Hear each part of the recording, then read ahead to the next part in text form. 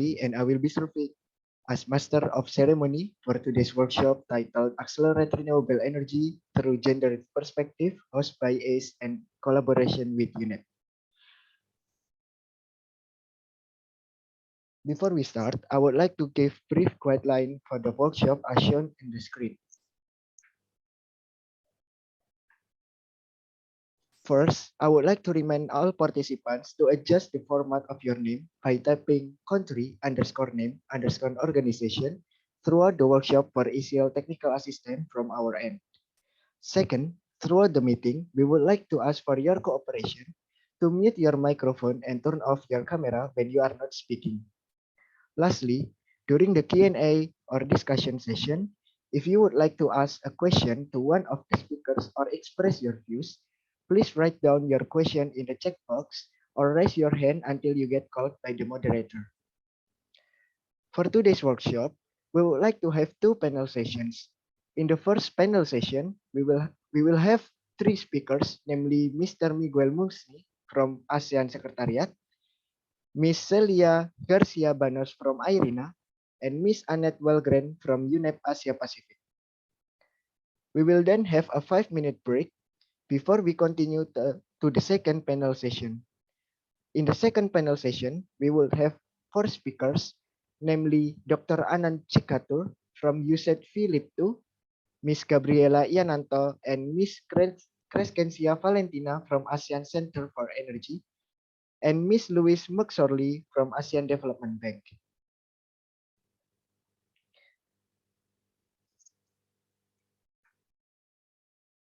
To begin with, I would like to invite Ms. Isabella Luis, Deputy Regional Director, UNEP Asia Pacific, to give her opening remarks. To Ms. Isabel, the time is yours. Thank you very much. Sawadika, good morning to all of you, ladies and gentlemen, participants. My name is Isabel Lewis, and on behalf of the United Nations Environment Programme, I would like to welcome you all and share a few words to express my gratitude for your participation. First of all, my warm greetings to the Executive Director of ASEAN Centre for Energy, Dr. Nuki Agia Utama. Let me also extend a warm welcome to our colleagues at the ASEAN Centre for Energy, our strong partners in this endeavour, and to all the distinguished guests joining for this workshop, with the objective to provide critical inputs to the ASEAN roadmap on accelerating ASEAN's renewable energy deployment through gender-responsive energy policies. Ladies and gentlemen, the latest report from the UN's Intergovernmental Panel on Climate Change, the IPCC, was launched 2 weeks ago at the UN Environment Assembly and emphasized the need to combine adaptation measures with greenhouse gas emission reductions to enable climate-resilient development.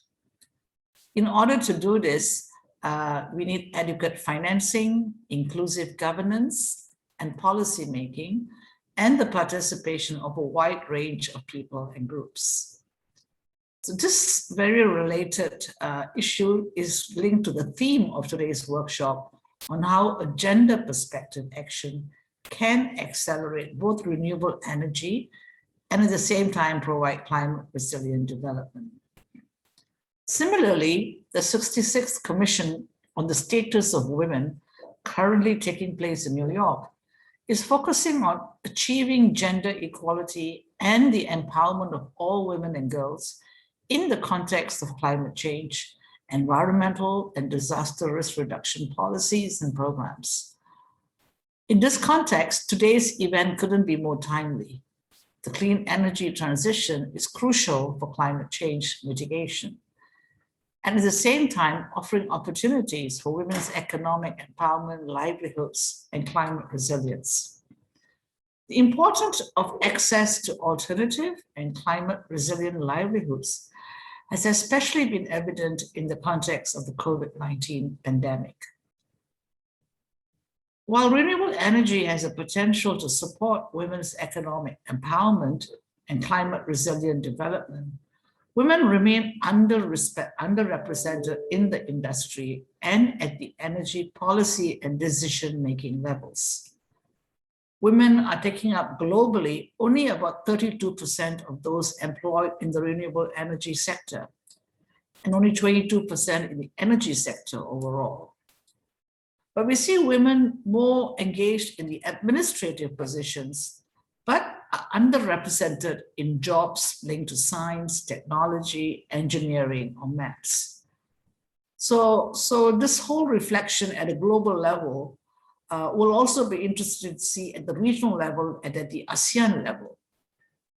So in this context, the report, State of Gender Equality and Climate Change in the ASEAN, developed under the Empower UNEP project and UN Women collaboration with the ASEAN Secretariat colleagues present here today, has shown that renewable energy policies in ASEAN do not address gender equality.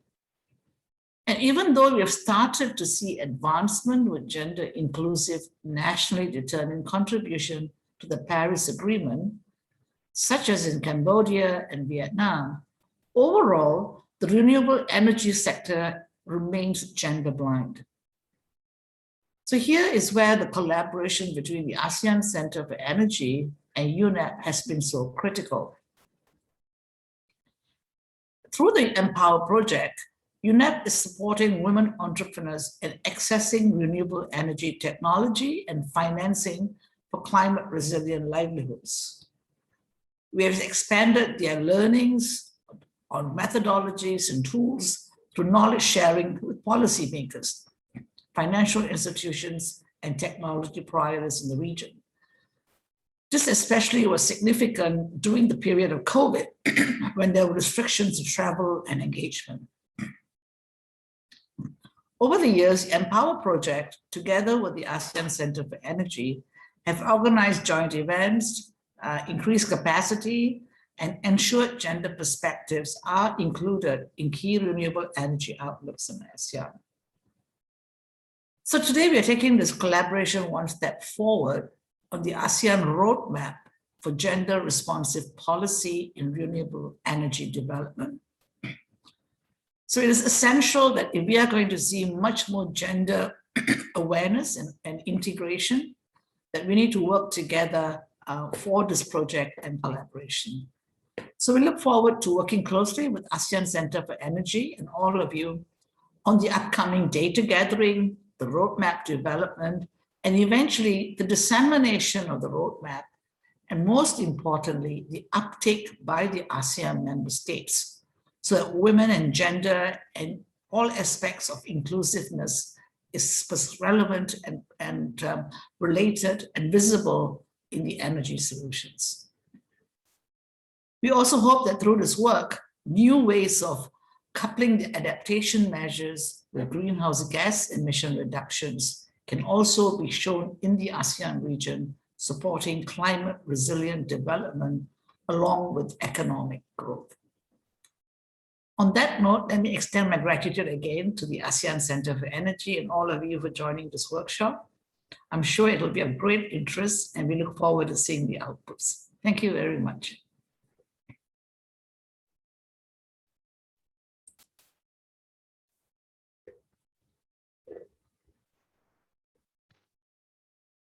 Thank you for your remarks, Ms. Isabel.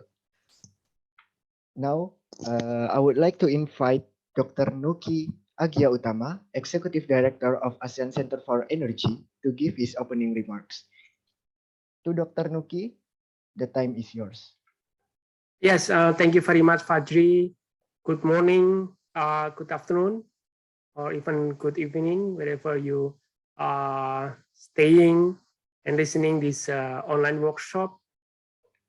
Colleague of mine, Mr. Astirhimne Abdulrazib, or his representative, and also Ms. Isabel Luis, glad to see you again, and happy to see you in the good health after the last 2 years we haven't met. The Deputy Regional Director, United Nations Environment Program, Asia and the Pacific Office. Also, good morning, distinguished speakers, Mr. Miguel Musni, Senior Officers from ASEAN Secretariat, Dr. Anand Chikatur, the Chief of Party for the USAID Vietnam, Ms. Celia Garcia Banos Program Officer Policy, Gender and Socioeconomics of ARENA. Good morning. Ms. Annette Belgren, Program Officers from UNEP ROAP, and also Louis McSorley, the Gender Specialist of the ASEAN Development Bank. And also, of course, a colleague of ASEAN UNEP and ASEAN Focal Points colleagues and participants. Again, on behalf of the ASEAN Center for Energy, it is my honor to open the ASEAN UNEP Renewable Energy and Gender Workshop and focus group discussion. Again, we'd like to thank the support and experts from the United Nations Environment Program, experts from ASEAN Secretariat, Deloitte, ARENA, ADB, and our consultant, as well as ACE colleagues, for their time, effort, and sharing perspective and insight with us today. ASEAN Energy Blueprints, or we call it the ASEAN Plan of Action for Energy Cooperation, which is now entering the phase 2, starting last year up until 2025, have a set target to achieve 23% RE in total primary energy supply, and also 35% RE in the total installed power capacity in year 2025. And based on the 6 ASEAN Energy Outlook projection, the region RE will continuously grow, and it was portrayed through the ASEAN Power Updates 2021 that the capacity addition for RE accounts for 82% in 2020, which is unprecedented, especially during COVID-19. The women participation in RE development will improve responsiveness to the needs of the people at the household and community level, due to the sound knowledge of local resource and sustainable resource management practices in their role as energy managers. We all know that women are having more and good capacity and capability on managing, especially managing the money. That's something that we have to really look up on it. As the transition to RE continues growing in Southeast Asia, but unfortunately, the uneven benefits from the energy sector between male and female, or men and women, may recur despite women being among the most vulnerable to the impact of the fossil fuel.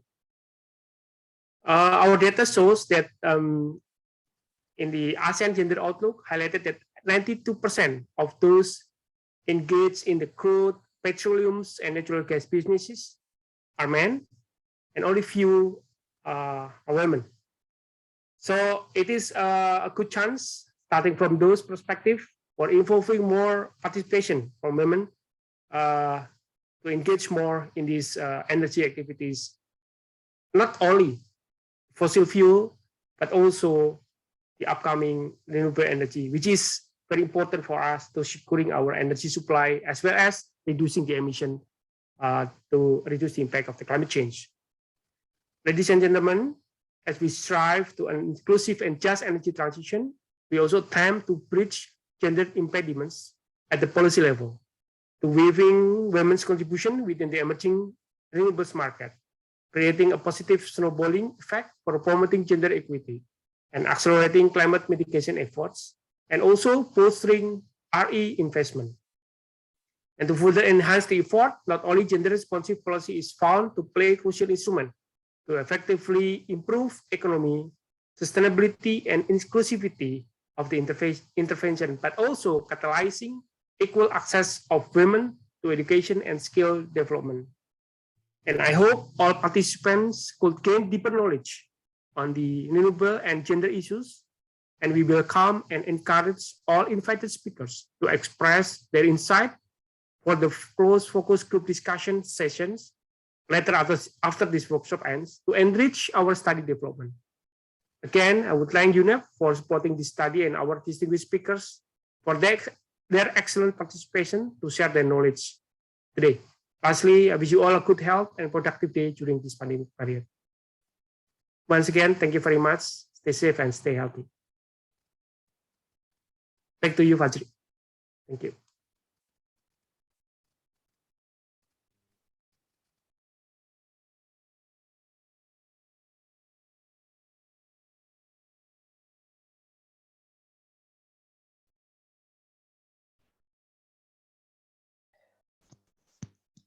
Okay, thank you for the remark, Dr. Nuki.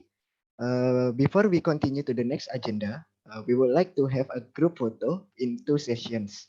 First, I would like to kindly invite Dr. Nuki, Miss Isabel, and all speakers to turn on your camera for a group photo.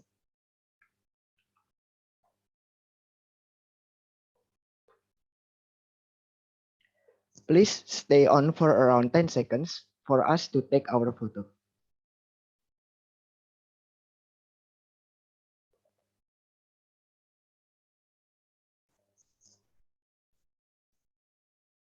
All right, let us begin. 1, 2, 3, smiles.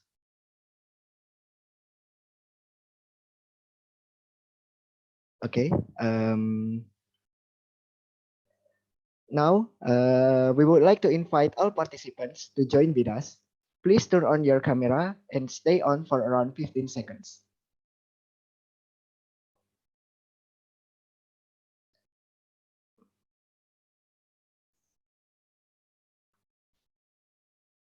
Okay, we are still waiting here. Has everybody turned on the camera?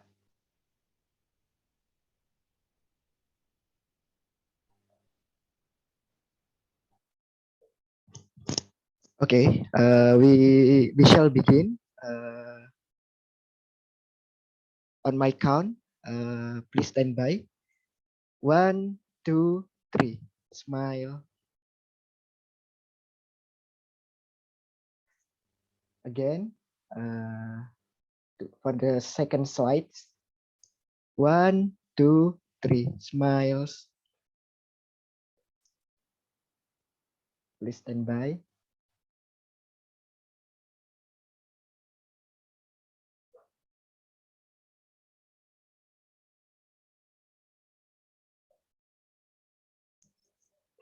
Okay, to Miss Hiromi, has the photo been captured?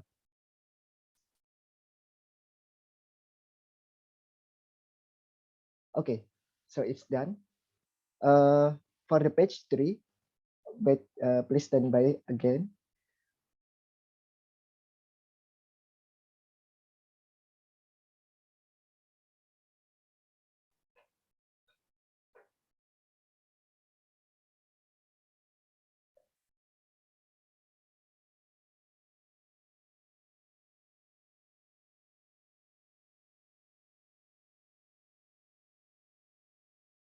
Okay, I think that's it. Thank you. You may turn off your camera. Thank you for your enthusiasm.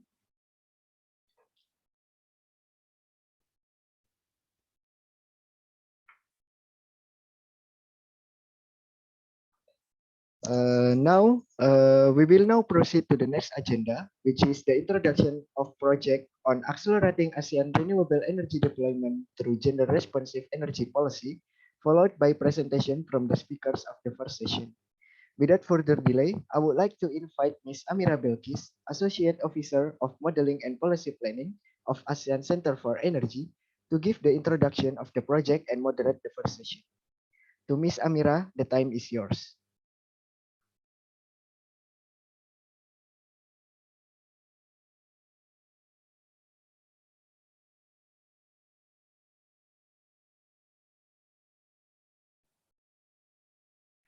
Okay. Thank you so much for Aji. My name is Amira Belkis. For a while, let me take off my mask for a moment. Thank you so much for coming for today's workshop. So my name is Amira Belkis, and I'm the Associate Officer of the Modeling and Policy Planning that will lead this project. So for these sessions, I would like to give a brief explanations regarding to what we are going to do and what's the purpose of these workshops in brief. So next page, please. Just a little bit of the background of what ACE is actually is. ACE is actually an intergovernmental institutions that serving 10 ASEAN member states that focuses on energy with the 3 core functions named as catalyst, knowledge hub, and think tank. Next. So as mentioned by our Executive Director, Dr. Nukia Gautama, that we have ASEAN Energy Blueprint, which is the ASEAN Plan of Actions on Energy Cooperation, which influenced by these 5 global energy trends, and it's actually entering its phase 2. And by taking the enhancing energy connectivity and market integration in ASEAN to achieve energy security, accessibility, affordability, and sustainability for all, ASEAN energy landscape and aspiration attempts to be inclusive and prospering the ASEAN communities. Next. So it is apparent as well through last year's ASEAN Minister of Energy meeting, or AMEM, which declared the support of any concrete actions of inclusive and just energy transitions to develop robust policies and measures to enhance energy resilience and security, as written in the 39th Joint Ministerial Meeting, as shown on the screen.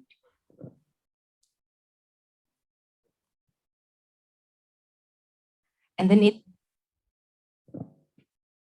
ASEAN current and regional target were set at the 23% and 35% of renewable energy share in total primary energy supply and installed power capacity by 2025. So by collaboratively working between the RE and regional energy policy and planning programs, the question remains on what kind of efforts needed to accelerate the RE deployment. So various studies found that bridging gender impediments on the policy level through gender-responsive renewable energy policy. Next, please. Yeah, that on the policy level, it needs to be bridged. And one of the prominent solutions that ASEAN could actually explore is actually benefits not only to bolster the renewable energy investment, but also support climate mitigation efforts and promoting gender equity. Next. So we are seeing that there is this kind of like snowballing effects that can be followed through this background from the gender, by having a gender responsive RE policy that we would definitely have enabling environment for women participation in the RE development, as it's actually included as part of the emerging markets now. And then it also influences the responsiveness to the needs of the people, because they are having a role of energy managers, but also effectively improve economy, sustainability, and inclusivity, and which results in catalyzing equal access of women. And ASEAN actually has established several policy bases as well to support this underexplored lever, which highlighted a pro-poor, inclusive, gender, and climate responsive approach to strengthen integrated policy frameworks, as written in the ASEAN declarations on gender responsive implementation, as well as the comprehensive recovery framework. Next. So just a brief that one of the things that we are going to do to tap is that we are going to establish a roadmap, which is serve as a guidance for all ASEAN member states to accelerate their renewable energy deployment by tapping the potential of gender responsive policy. And today we are having the first workshop of this project, which is actually today. So after this, we would have some of the invited experts to have focus group discussions to enrich our discussion. And later on the week 2 of April, we are going to have a follow-up workshop that we would have in energy, entrepreneurships, and gender. And this roadmap is planned to be launched in June 2022. Next. Yeah, so just for an overview for today, and I would like to moderate these sessions as well. Allow me, Mr. Aji, that we would have 2 panel sessions. The first one is understanding the state of art of gender responsive policy importance to RE deployment. And we have 3 speakers. And for the panel sessions, we would have panel session 2, recognizing potential challenges from workforce and financial perspective and its lesson learned. Not only that, we are going to learn on the gender mainstreaming efforts by Vietnam through the USID project, but we also learn how the financial mechanism works from the ACE research, as well as the experiences from the ASEAN Development Bank. Without further ado, I would like to invite Mr. Miguel as our first speakers to speak, and then we would have the Q&A sessions once the first panel sessions is done. So without further ado, I would like to invite Mr. Miguel to share your experiences, and my colleague Hiromi will provide the screen. Thank you. Thank you very much, Amira, and good morning, everyone. My name is Miguel Musni. I'm one of the senior officers from the Poverty Eradication and Gender Division. Salamat pagi and greetings from Jakarta. On behalf of the ASEAN Secretariat, I would like to thank the ASEAN Centre for Energy and the United Nations Environment Program for inviting us to give a presentation during this workshop. I see that colleagues from ACE just pulled up the presentation. Thank you very much. Our team was invited to share some information and insights on gender and energy in ASEAN, in particular, the ASEAN Gender Outlook and the ongoing development of the report titled The State of Gender Equality and Climate Change in ASEAN, which has a devoted section or sections on gender equality and renewable energy. And before moving on to the presentation, I'd just like to pick up some key phrases that we heard from the opening session earlier. From Isabel from UNEP, we already heard that the emerging key finding when it comes to locating gender issues in the renewable energy sector, it looks like there's really a huge scope to introduce and integrate gender perspectives. We can recall the phrase that was used was gender blind, no? And later on, we'll tackle that further. And also the executive director from ACE mentioned that it's crucial that we look at gender equality as we move forward we move towards a just and sustainable energy transition. So with that introduction, maybe we can go to the next slide. In this slide, we see just a brief background to emphasize that ASEAN has fully recognized how gender equality intersects with very critical issues, including the promotion of renewable energy and climate action in the region, and how crucial it is to ensure women's voice, agency, and participation in addressing those issues. So for example, we see here the ASEAN Declaration on the Gender Responsive Implementation of the ASEAN Community Vision 2025 and SDGs, which is was adopted by the ASEAN leaders and serves as a high-level political commitment of ASEAN to move forward with the gender-responsive synergy between ASEAN's development roadmap and the SDGs. Now, apart from that, we have the ASEAN Gender Mainstreaming Strategic Framework. This has been this was recently launched in January and serves to provide support to all ASEAN sectoral bodies on how they can introduce and integrate gender perspectives in their sectoral work. So we're hoping that your sector, the renewable energy sector, and the energy sector in general can be supported through the implementation of this ASEAN Gender Mainstreaming Strategic Framework. And that's why we're very happy to hear that your sector is currently developing the the gender responsive energy policy roadmap, because we can immediately see some pathways for us to work together. And later on, we'll see how this is fleshed out when we look at the findings of the report. Now, just to cover two more points in this slide, we have a dedicated ASEAN sectoral body, that's monitoring ASEAN's cooperation, overseeing rather ASEAN's cooperation on gender equality and the empowerment of all women and girls. It's called the ASEAN Committee on Women. I think it's a co-equal of SOME in this regard. And in ACW's current work plan, there is a specific thematic area on gender responsive climate change and disaster resilience, which actually translates the political commitment that we see from the previous declaration, as well as the strategic framework.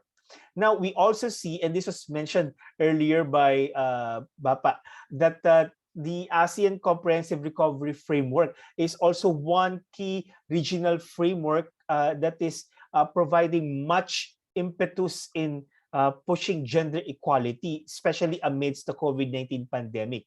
And we see this particularly under Broad Strategy 5 on advancing towards a more sustainable and resilient future, where it specifically articulates gender as well as gender-responsive approaches to recovery and strengthening integrated policy frameworks. Now, next slide, please. Now, I'll move into a brief description of the development of the assessment report on gender equality and climate change in ASEAN. So now this report intends to support ASEAN's work on advancing gender-responsive climate action and resilience building. As I mentioned, amidst the initiatives to recover from the pandemic. And this will be done, or this is currently being done through an analytical assessment using a gender lens, and focusing on three sectors: the agriculture sector, disaster risk reduction, and renewable energy. Now, why look at renewable energy? We will see some data later on, but just to provide more background information, this assessment is being undertaken by the ASEAN Committee on Women in partnership with UN Women and UNEP. And probably some of you have participated in the cross-sectoral consultation on the development of this report, as well as possibly you have seen a draft of this report that our team has circulated several times to gather your inputs. Now, the last bullet point in this slide that I want to highlight is that really the report intends to raise awareness on the benefits, advantages, and the need for gender-responsive climate action, analyze gender impacts of climate change, and suggest ways to enhance and mainstream gender equality into climate relevant sectoral policies. And if we can recall what Amira shared earlier on the initiative to develop the gender responsive energy roadmap, it looks like there's some synergies there, and it resonates with what the roadmap intends to do.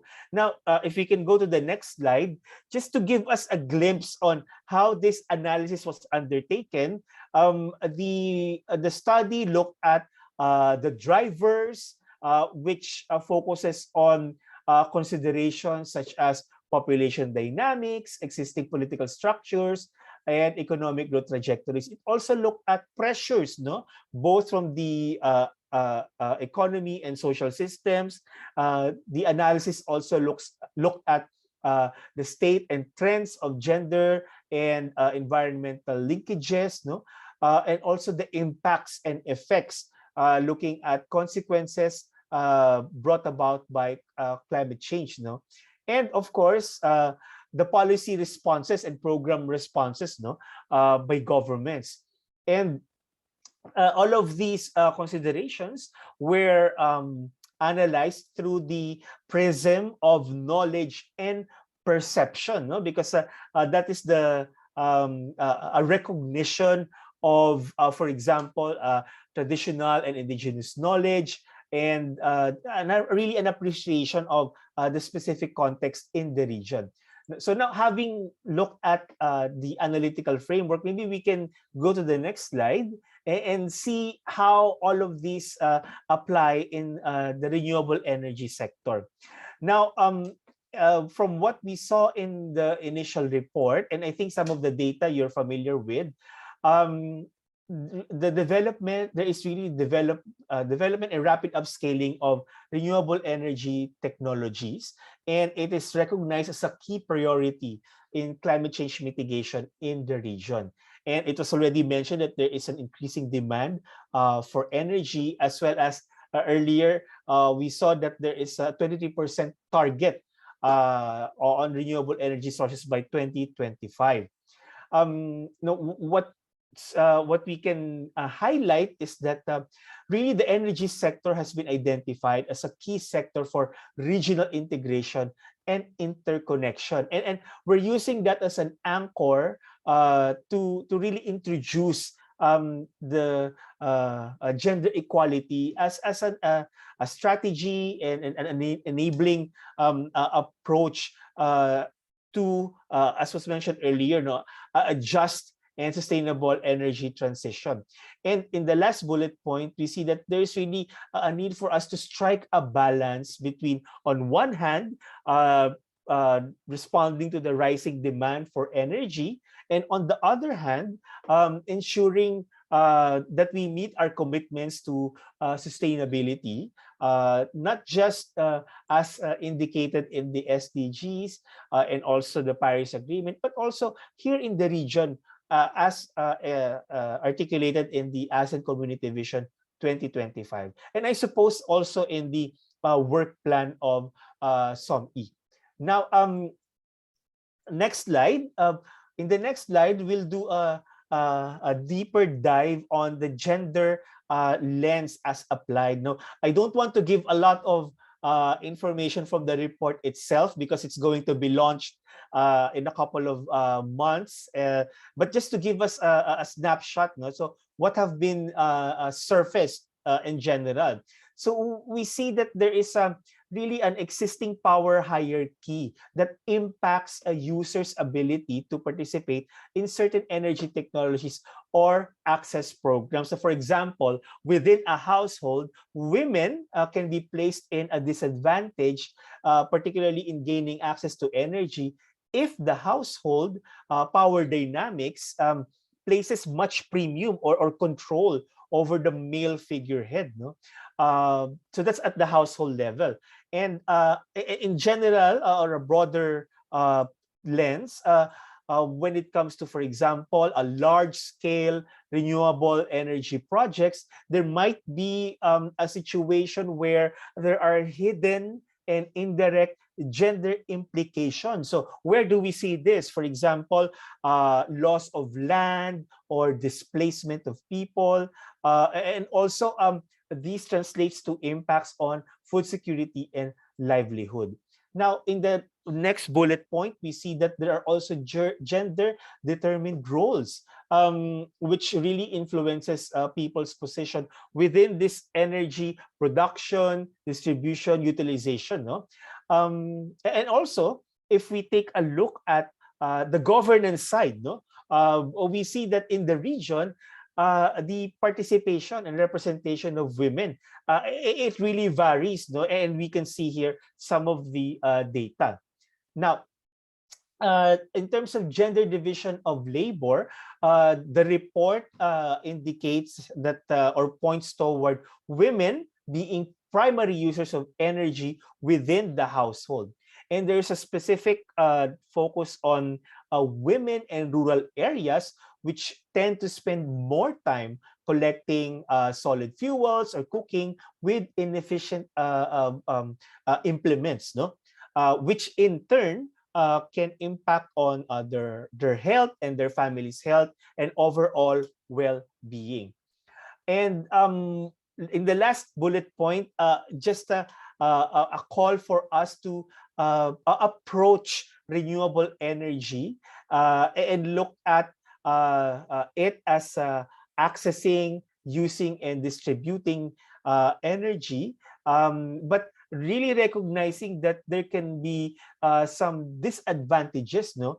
And what is imperative is to retain this principle of equitable transitions to renewable energy. And one foundation that can facilitate that is the introduction of gender equality principles and approaches. Now, having given some information on the assessment report, some figures and emerging findings, I'd now like to transition to the ASEAN Gender Outlook. If we can go to the next slide. In this part of the presentation, I'll be introducing the ASEAN Gender Outlook, and I'm very happy to hear earlier that the ACE is familiar with the report, and we're happy to find out that you find this report useful. No? So the ASEAN Gender Outlook is a regional flagship publication jointly produced by the ASEAN Committee on Women, the ASEAN Secretariat, UN, and UN Women, and it was launched last year. Now, the study provides data that show the need to continue investing in vulnerable women and girls to achieve the SDGs. Now, the development of the report was guided by the belief that gender equality and the empowerment of all women and girls must be addressed as building blocks and accelerators for progress across the SDGs. And moreover, sustainable development calls for integrated and comprehensive responses to today's social, economic, environmental challenges. Next slide, please. Now, what are the key findings? No? And I think in a nutshell, these are the critical findings. No? Women and girls living in poor households in rural areas often face multiple deprivations and social, economic, environmental disadvantages. And we see that when two or more forms of discrimination overlap, when they intersect, the barriers women face tend to increase. Now, these two bullet points, we see this across all secular bodies, and these 2 points may serve your analysis in the development of your roadmap, no? So that this lens can lead all of us to locating where women are, where girls are in this whole energy value chain. No, now, the major findings of the report show that women and girls, as I've mentioned already, are facing multiple barriers and intersecting barriers at that. No, maybe if we can go to the next slide, we'll see some visual aids to point us to more evidence. No, on one hand, we see that ASEAN has successfully slashed poverty rates, but there are some hidden disadvantages that women face. No, for example, findings of the study include really a recommendation to accelerate action on SDG 1 on ending poverty, particularly closing the gender pay gap, since 58% of women still earn less than their partners. Now, if you take a look at SDG 3, the study revealed the impacts of the ongoing COVID-19 pandemic, one of which is that 30% of women had indicated taking on more intensified work, which refers to unpaid care and domestic work, which I think it might also be present in the renewable energy sector. Now, another example is on SDG 5 on gender equality. Although women are now actively participating in decision-making processes, it was noted that only 20% of parliament seats in the region are occupied by women. Next slide, please. I think I only have 3 or 4 slides left. Now, in this slide, we just want to highlight that really more work is needed to reach vulnerable groups of women. No? When traditions and social norms are coupled with discrimination based on age, wealth, and location, they reveal that younger women living in the poorest households in rural areas are particularly vulnerable. No? Analysis of data on social protection floors indicate that only 33% of mothers with newborns have access to benefits in the ASEAN region, which is a rate lower than the global average. Now, in the next slide, maybe we can go to the next slide. We see at the top part that environmental degradation is putting ASEAN's women's health and livelihoods at stake. Now, we see that the rapid economic development in the ASEAN region has raised energy needs, no? And also, ASEAN has or is rather seeing rapid urbanization in recent decades, and this is putting the region at the forefront of urban innovation, but also at the crossroads between prosperity and environmental degradation. Now, thank you for the reminder. Given my last minute, maybe we can move on to the next slide. Just 2 slides left. In the next slide, just to highlight gender equality and COVID-19, the ASEAN Gender Outlook recognizes that the pandemic is never gender neutral. Women and girls are especially hurt by the economic and social fallout. And without gender-responsive policies, the crisis risks derailing hard-won gains. So this might be a consideration in the process of developing your roadmap to insert some elements of responding to the or recovering from the pandemic. Now, in the next slide, which is my last slide, some key points on moving forward. Now, in conclusion, the assessment report on gender equality and climate change, as well as the ASEAN Gender Outlook, show us the importance of having quality data and making sure that they are available.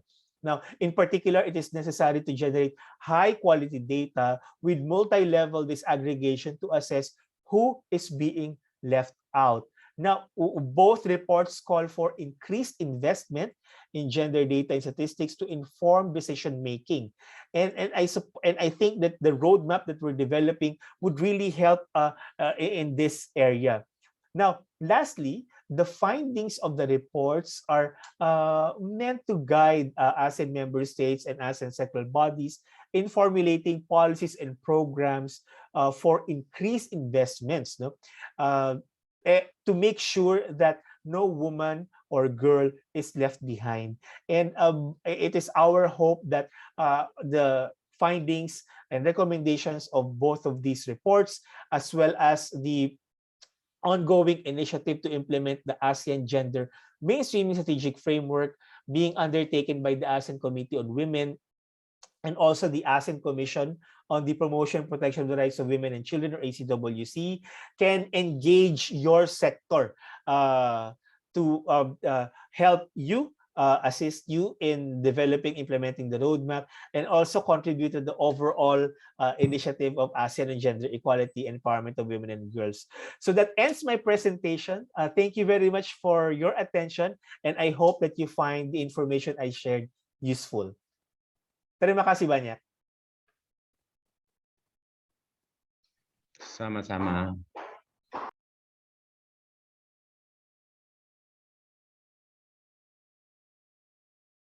Mentions women's importance to the renewable energy, and also we also learned that there are several challenges, not only from the environment that we are having now, but also the others as well. And thank you so much for your insightful, and we will come back to you in a moment after the other speakers has talked. So without further ado, I would like to invite Ms. Celia Garcia-Banos. So now we are going to learn deeper about the renewables and the streamlined as well, along from the gender perspective. So we will invite Ms. Celia Garcia-Banos. Thank you very much. It's a pleasure to be here. Thank you very much to the organizers for inviting me to participate and to represent IRENA. I would like to share a presentation. I'm not sure if I can do so through my own, yeah.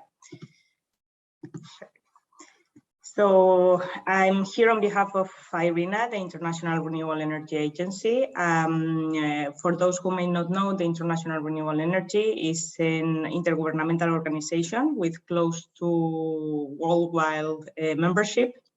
And our mission is to promote renewable energy. But part of a broader scope of the promotion of renewable energy is to discuss how the deployment of renewable energy can be just and inclusive. And that, of course, includes the gender perspective. So for a few years now, we have been analyzing the gender perspective in renewable energy. And starting by what is the status of women in the renewable energy workforce. Some of our analysis as well really focus on the employment in the sector, with our annual jobs review estimated that in 2020, around 12 million people were employed in the renewable energy workforce. And given the appropriate policies are put in place in 2050, that number could increase up to 43 million jobs only in the sector, with a lot of more jobs in other sectors that need to be supported in order to deploy renewable energies, such as flexibility grid, energy efficiency, etc. We conducted a survey to analyze what was the role of women in this workforce, what is the share of women in each of the sectors, what is the share of women on the different roles. And as you can see in the slide, we estimate that only 32% of the average is the share of women in renewable energy, which is good news compared to the average share of oil and gas, which is estimated to be around 22%, but this is still way under the average, the global economic average of women in the workforce, which is over 40%.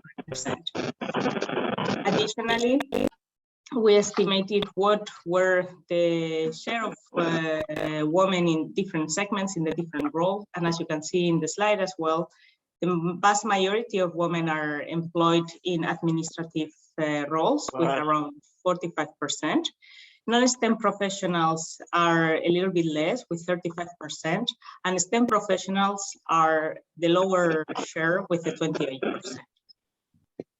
We did also a follow-up survey to estimate what was the average in the wind sector. And unfortunately, the news are that this sector compares better to share in oil and gas than in renewable energy, with accounting only for 21%. With, again, most of the jobs being in admin positions, with 35% of them being for women, and non-STEM jobs and STEM have lower figures, with 20% and 14% respectively. So it's important to analyze what are the barriers that women are facing, what are the challenges that women are facing in order to be able to put policies in place to increase these numbers. And that's why our survey also included a qualitative section to ask for the perception of men and women working in the sector and what were these barriers. In order to, regarding the barriers to entry, the biggest barrier that was highlighted was the perception of gender roles, which are normally driven by cultural and social norms, which was also flagged as a barrier. Prevailing hiring practices was also highlighted as one of a very important barrier, how hiring practices have a bias towards men and not women. Some other barriers that were flagged during the survey, with the lack of STEM and non-STEM background, the lack of awareness of opportunities, the lack of gender targets, discouraging working policies, and as well as self-perception of women not considering themselves capable of joining the workforce. When speaking about barriers to retention and advancement, glass ceiling was highlighted as the main barrier, which is again driven by cultural and social norms, which was also highlighted as a challenge. Lack of flexibility in the workplace and lack of mentorship opportunities was also highlighted to be very important. Some other barriers again were mentioned, like the lack of training opportunities, lack of required skills and qualifications, lack of gender targets, limited mobility, lack of childcare facilities, or discouraging working policies. We processed to conduct a similar survey for the wind energy sector. where we know that the share was lower than the average in the whole renewable energy. And it's the barriers regarding to entry, advancement, and retention were very similar and very aligned with what previously was mentioned. The only difference was that the lack of knowledge and lack of background was not highlighted as being a problem into the retention of the advancement of women in their careers, which means that the wind energy sector has a full workforce of women ready with all the knowledge ready to be promoted in the sector. Now we're analyzing some data for solar PV that we also conducted a survey on that, and we're hoping to be releasing in the next months. In the access context, as it was mentioned by Miguel, women are the primary users of energy within the households, especially in rural areas. And that makes them the ideal candidates to be working in the sector as plenty of opportunities come across along the value chain, from consultation and planning, especially again as being the primary consumers, in construction, in operation, and also through the development of productive uses. However, our survey also discussed what were the challenges for women to participate in the sector, and it was highlighted that cultural and social norms again was the biggest of the challenge. Unequal asset ownership was the second one. Lack of skills and lack of gender-specific training was also highlighted as a very important barrier for women to participate. And that's why at IRENA we recommend a series of different measures and policies that could help to engender the energy transition. Starting by mainstreaming gender perspective through gender audits like Energia is doing, or training in awareness, in gender awareness. Again, this is also what Miguel was mentioning. It's critical to invest in data gathering, gender disaggregated data, which is quite scarce, and it's critical in order to be able to then set appropriate policies to fix the gap. Creating networks and supporting mentorships. This includes awareness of opportunities, mentorship programs, publishing training opportunities, apprenticeships dedicated for women. It is critical to let women know that there's plenty of opportunities in the renewable energy sector for them to participate, but also to make aware that they are capable of joining so.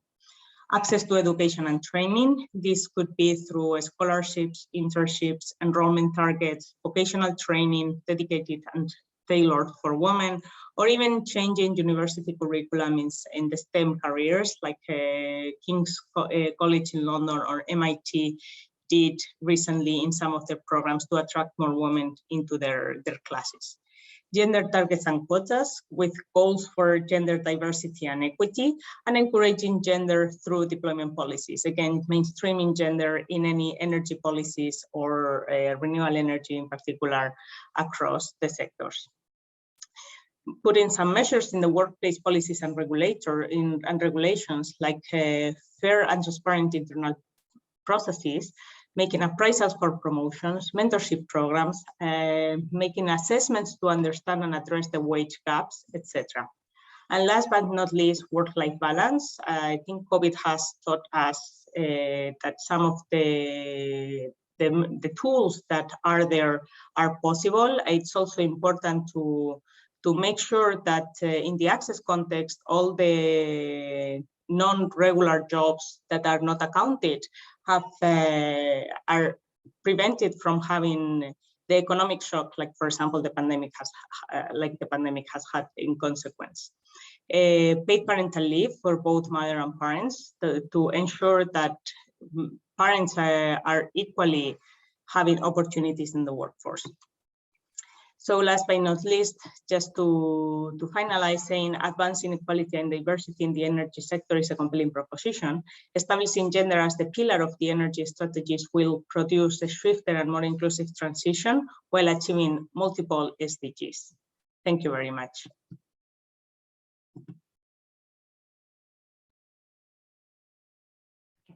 Thank you so much, Ms. Celia Garcia. So from your presentations, we have learned that we do have made some progress compared to the oil and gas industry. And we also learned that some opportunities and barriers to women participation in these emerging markets as well. And in addition, we learned that even if we bridge at the policy level, through the planned roadmap that we are going to develop later on, there are many other interventions, measures needed. So from the education, networks, training, and workforce environment. And it is well noted on our side. And we are looking forward as well to discuss more of this with you. So I'll get back to you soon, Ms. Celia. And now we are moving to Ms. Annette Walgreen from UNEP. So after we understand how the renewable and gender perspective have the role, now we are thinking on how to integrate these gender elements on the renewable energy policy. So without further ado, Ms. Annette, the time is yours. Excellent. Thank you so much, Amira. Can you see my PowerPoint? Is it showing on the screen?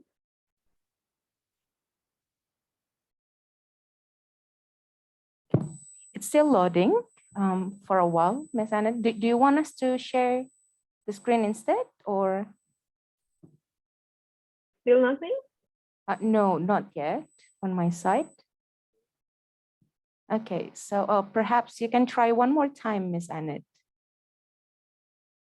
Let me try one more time. Yes, thank you so much.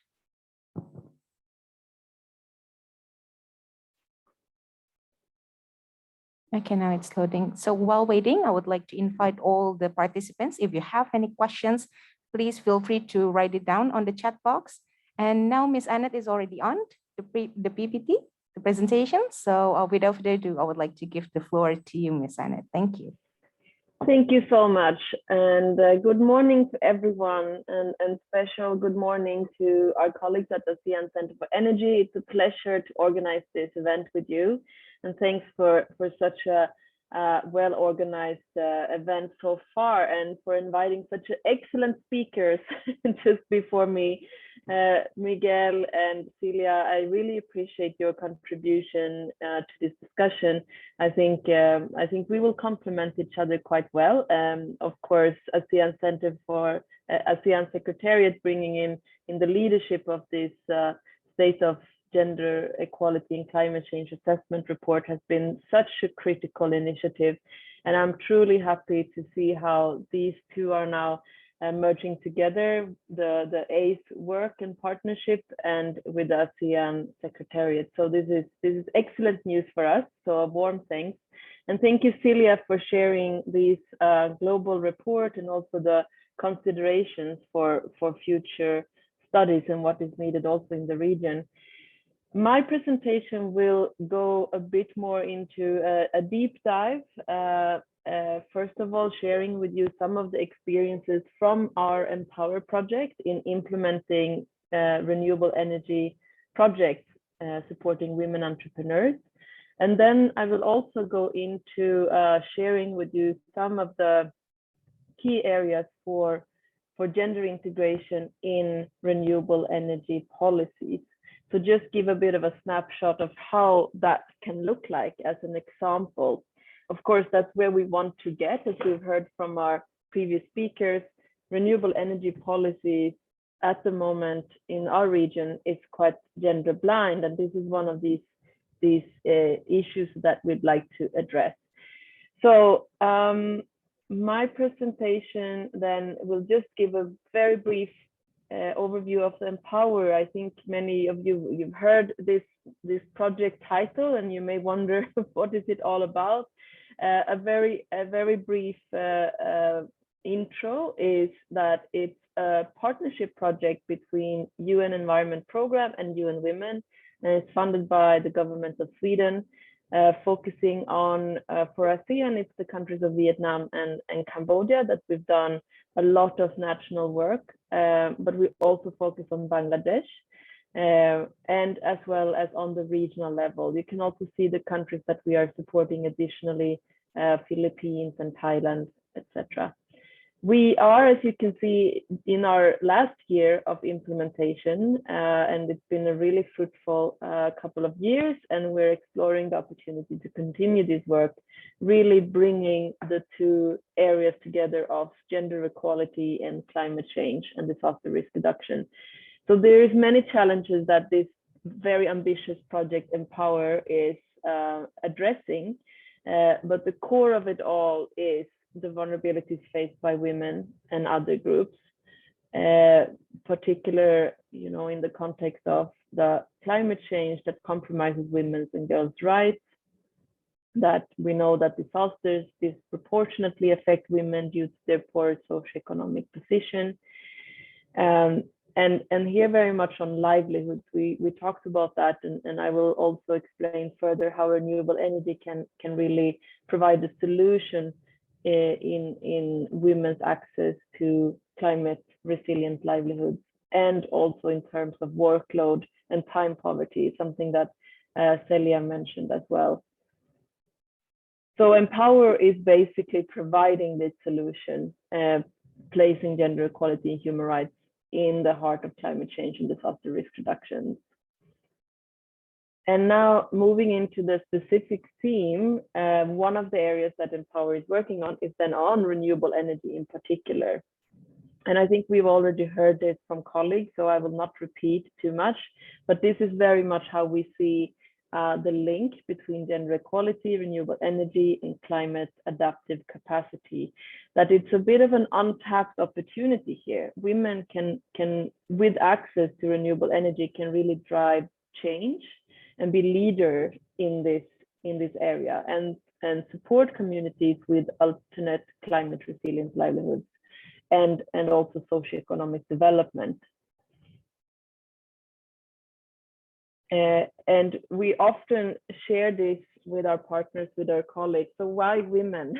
And again, I think it's been shared by colleagues earlier, but we see, in particular in our region, we do see the benefit of supporting women that they have the ability to reach the customers in remote areas. And also, as Celia mentioned, they are often the energy managers and decision makers when it comes to energy use in the household. But many times women are not consulted when it comes to their needs and their use and the technology that would be suitable in the household.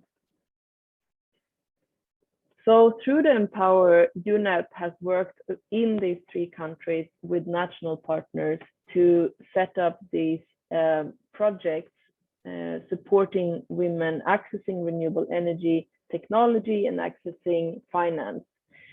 So we've seen that this can really create climate resilient livelihoods and support the green recovery. COVID-19 happened in the middle of our project implementation, and it's shown that, as you know, COVID has had the most severe impact on women, and having this access to these alternative income sources and setting up these small businesses showed to be even more important in terms of the COVID-19 impact.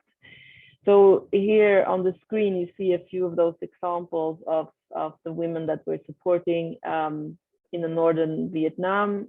This is a women's cooperative that is using renewable energy to sell, to increase the production on vegetables and drying fruits, etc. So they can sell more products and they can hire more women in their cooperative.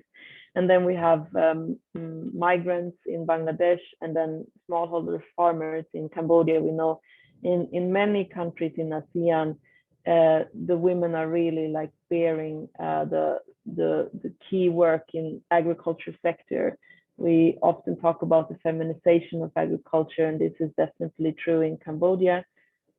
So renewable energy here supports them in irrigation system, for example, and save a lot of time, increase productivity, and also support in terms of food security and health benefits as well.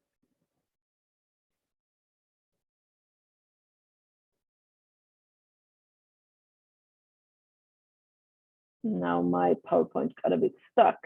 I'm just trying to, here we go. So here is the intervention package that we have developed under the Empower project. And this is also something that we're now about to launch as part of a guidebook. So for everyone that's interested to know more, but it of course includes a set of key components that is needed in order to set these women energy enterprises up. And it's the business development service, technology and business training, of course, business formalization. It's the market linkages that is critical and very important.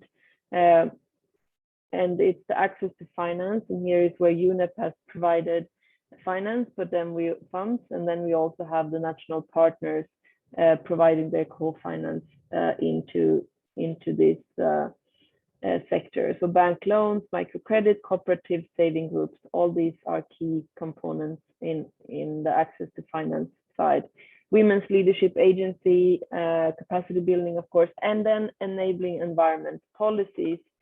And this is where I now would like us to focus a bit more on the renewable energy policies, enabling environment, both at the sub-national as well as the national level.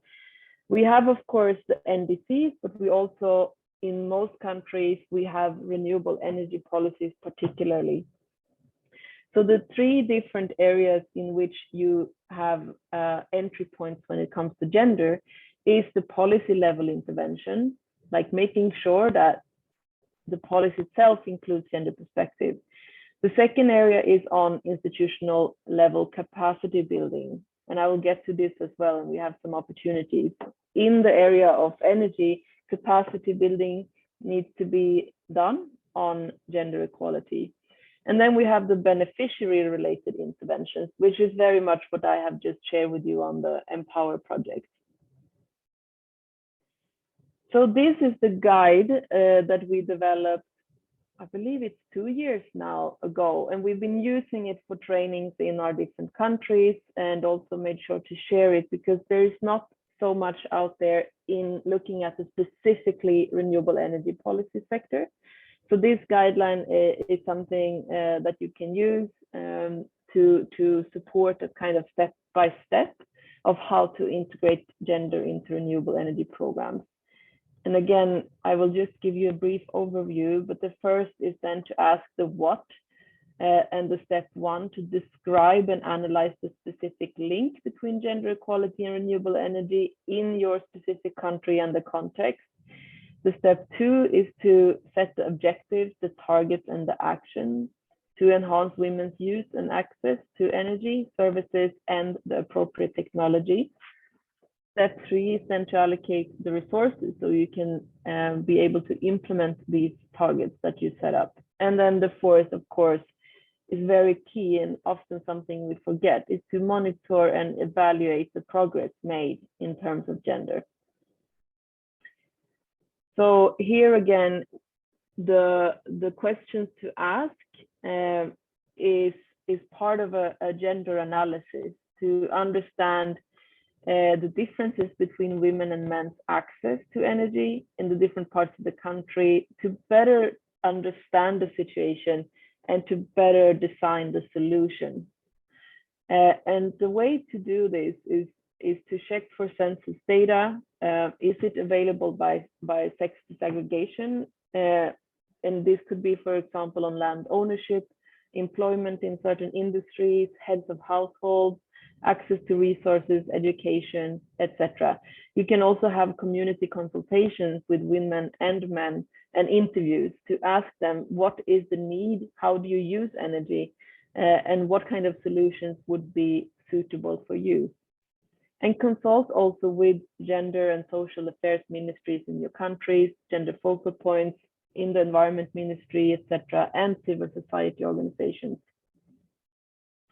And here is then a few examples of a very, very traditional gender analysis that we use. It can be applied in any different kind of sector, but this has been then twisted a little bit to work specifically for renewable energy colleagues. So asking these questions is a very important process in order to get this better understanding that you need. Who is deciding what in the household? Who is owning what? What is the level of electricity? Who has the access? Who gets what? What are the main energy needs of men and women? And here, of course, countries will look different, but also within each country, what are they using energy for? And I think the last point is very important, that we also need to look into, will both men and women benefit from the energy policy implementation? Or are there risks in terms of for women and men when implementing the policy? And then here is an example again, like this guideline provides you with a bit of these kind of specific examples of how it can look in a gender responsive renewable energy policy or program. So if we take the first one there, looking at renewable energy technologies are made available and used by communities in XY. So that could be specific activities providing technical assistance on gender equality to ensure implementation is gender inclusive, ensure equal representation, develop education programs or training for women specifically, so they know how to use the technology. And then the indicator is then the number of women and men who access renewable energy technologies. Just sharing with you one of these examples, and there is more as well to look for. And then, as mentioned, set aside certain budget for this, hire extra expertise if needed, and ensure that there is specific support. And monitor the progress from a gender perspective. And this is also something, again, it's very important. And this is how we can also share the good results that we have. We started to see a few good examples of gender responsive renewable energy policies. And this is also the way through the monitoring that we can share the experiences and lessons learned with others. So I'm about to wrap up my presentation, and I would like to use this opportunity related to capacity building to share with you a new course. I know that we're all doing things virtually at the moment, and sometimes we miss the good old times when we had a training face-to-face. I see some colleagues, of course, in ASEAN Centre for Energy, they are gathered together. It's very nice to see you, all of you in the same room, but many of us still sit by our laptop. But if you would like to learn more about gender equality in renewable energy sector in particular, we have just launched an e-learning course together with the UNCC Learn. So there is 2 steps here. One is a self-paced course that takes about max 4 hours, and you get a certificate. Another step that we are doing in a couple of weeks, the 6th to 7th of April, is a moderated training workshop for Asia Pacific. So if you or any colleague you know in the sector of renewable energy, gender equality, working at the government and policy making level are interested to join this, please reach out to me and colleagues. And I believe also my colleague Vera will share with you some more information in the chat. But happy to have more of you joining if you're interested on more capacity building in this topic, this very important topic of gender and renewable energy. I think that is enough from me. Feel free to reach out with any questions or if you're interested to know more. Thank you so much.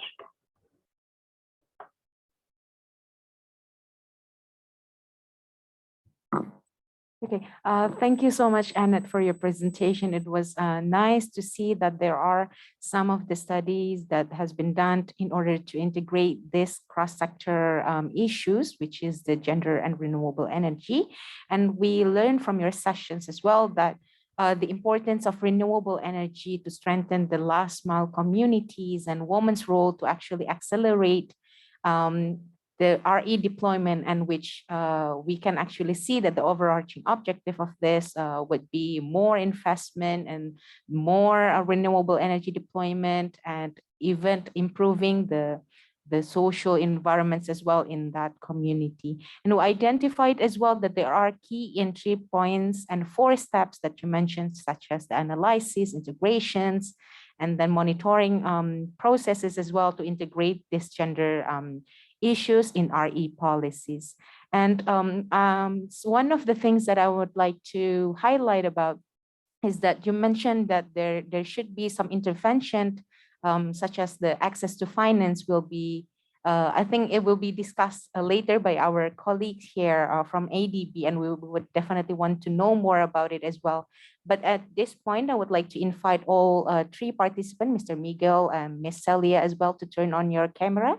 So then we could have the first question and answer sessions from the participants. So I have collaborate as well and see that there is questions from Mr. Joel from the Philippines. So I would like to probably allow me to read a little bit of your questions on the chat box and try to, discuss it with all of the panelists here. So Mr. Joel says that the gender equality challenges are more evident and being addressed in the income generating workforce, as there are organized efforts and policies, if there are in place. On the other hand, as mostly practice, a majority of women are in household roles that relates to the energy. So we know that. So he asked, how can this important woman's household role be dealt with in the gender equality perspective or context? And how are these gender equality efforts are ensured to be accepted and keep rolling? So I think the sustainabilities after, the integrations of this in the policies level as well. So I would like to invite, is anyone volunteering to answer these questions first, or should I? Okay, should I go for Ms. Celia first? I think it would be relevant to your presentation, and we will go to the Mr. Miguel for perhaps from the ASEAN perspective. Thank you. Thank you very much. Well, I think the question is quite long, so we could stay a few minutes speaking about this. But as we were mentioning, I think also Miguel mentioned it in his presentation, and it as well briefly, at least in my presentation, there's the fact that women are the household primary users of energy gives an opportunity for them to know what is the needs and what is the best use of energy in their own household, but that could be extrapolated for career opportunities. And I think in the access context, there's plenty of opportunities, and one of them is starting with the discussions between households, the discussions between neighbors in communities, to make sure that the conversation about the energy needs is at least hosted, and in order to take the newest steps to move towards renewable energy. So I think in this sense, this can empower women to be actors of change and be the voice of what energy uses can be used. That could make a big difference, because as we know, renewable energy uses in household, in cooking, has a lot of benefits, also in the health, in time consuming. So I think this would at least give the first step, and it could be a big change of this. And in the other side, I think this question of gender equity resumes, as always, and I try to make this clear across my presentation, on the challenges that the perception of gender roles are integrated, and how the cultural and social norms are reinforcing the perception of these gender roles. And that's something that we have to change at all levels. And this is important, starting by making women and girls understand that those perception of gender roles can be challenged, but also men and boys to ensure that the different generations do not reinforce this perception of gender roles, which will always get women into be the marginal user in energy or in any other sector at all. Okay, thank you, Ms. Celia, for your explanations. Perhaps I could go to Mr. Miguel for a second. All right, thank you very much. Thank you, Sir Joel, for raising this very important and actually very fundamental question. How can the role of women, particularly in the household, be unpacked and fully recognized? And so there are 3 R's that we usually use. No, first is we recognize. Second is we reduce the unpaid care work that they do. And third, we redistribute. No, based on the question that you mentioned, what it reveals is that there is a prevalence of unpaid care work at the household level that serves as barriers for women and girls to accessing and participating in the renewable energy sector.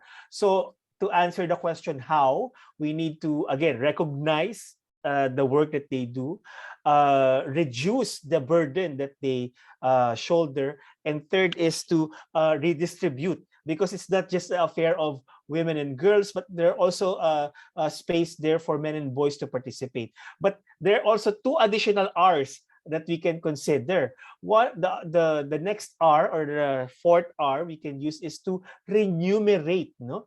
Or remunerate, no? And the 5th one is to represent, make sure that women are fully and meaningfully represented in decision-making processes and platforms. So I'm going to share in the chat box a recent ASEAN report that was developed, this time in partnership with UNESCAP, on addressing unpaid care work in the region. And this might be useful not only for answering this question, but also for this initiative on developing the roadmap. Thank you. Okay, thank you so much, Mr. Miguel, to share the link as well. So probably I would like to go to Ms. Annette. So because on the second questions of Mr. Joel, he said that how to ensure the sustainability, but at the same time, whether the industry players are responsive and could act accordingly in order to, to bridge the needs of the women's workforce, especially in the renewable energy sectors. Thank you so much, Amira. And I agree, what a brilliant question. When we have named so many R's, Miguel, may I add 2 more? I'm not sure if I heard you say, but let's say rights is another one, and then resources. Did you also say that? Apologies if you did. Because no, please go ahead. So how many R's do we have now? I'm not sure.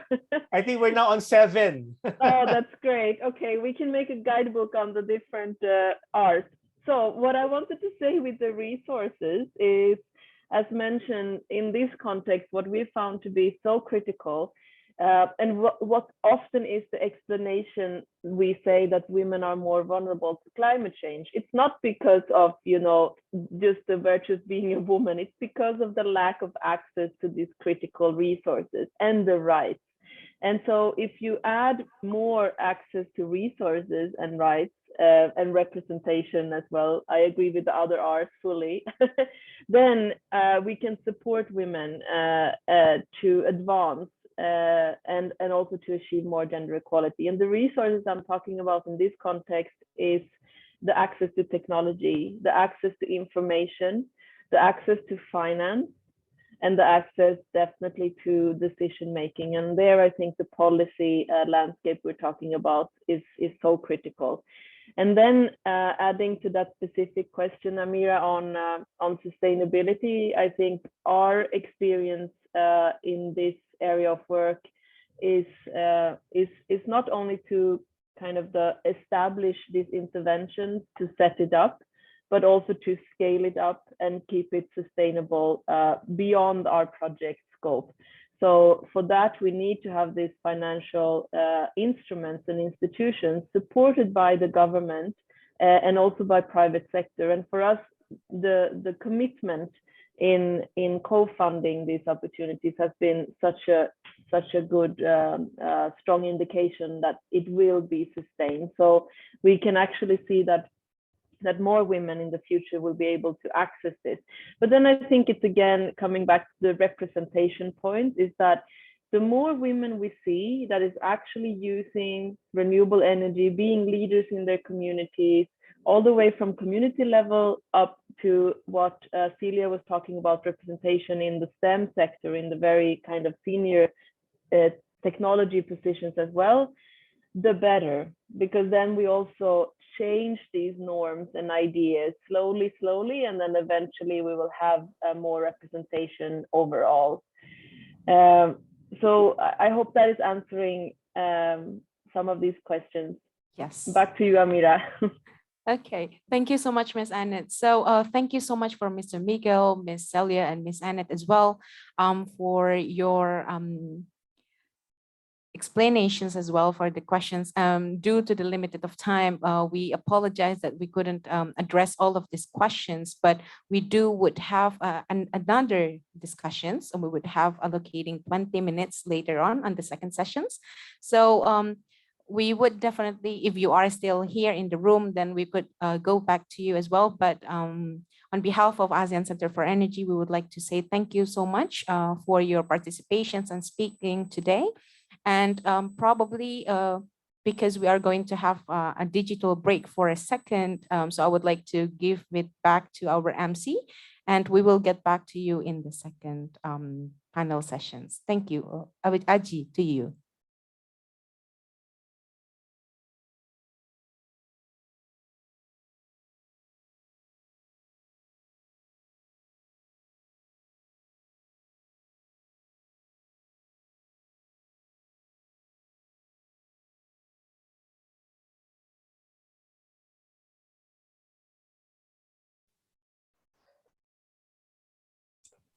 Okay, thank you, Miss Amira, for your explanation. We will now be having a digital break for 5 minutes, and we will reconvene the workshop at 10:40. So thank you, and see you again in the next few minutes.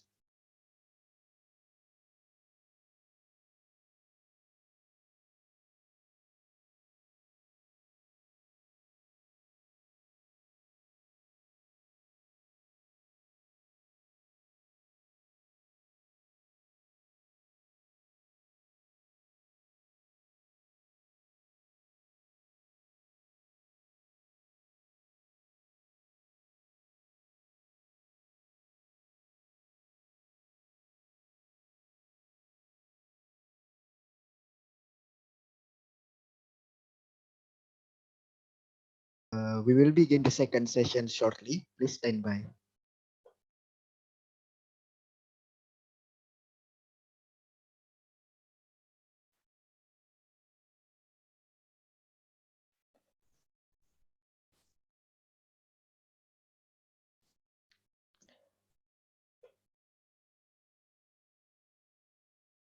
Thank you for your presence. I will now invite Miss Amira to moderate the second session of this workshop.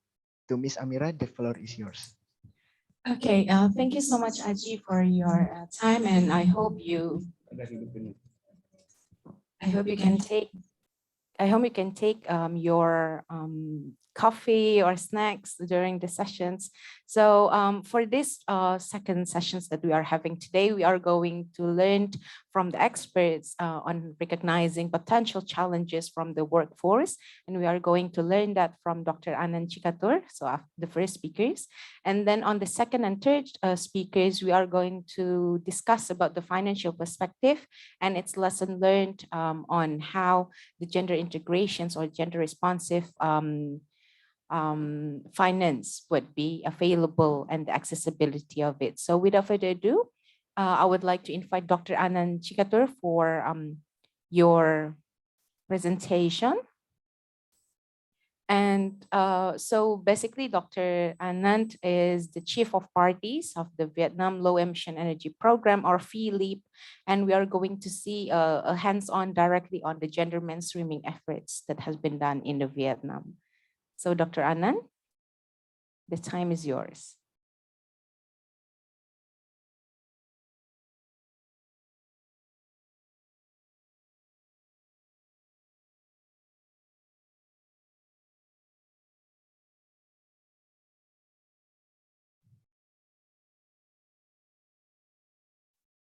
Hello, Dr. Anand. Can you hear me?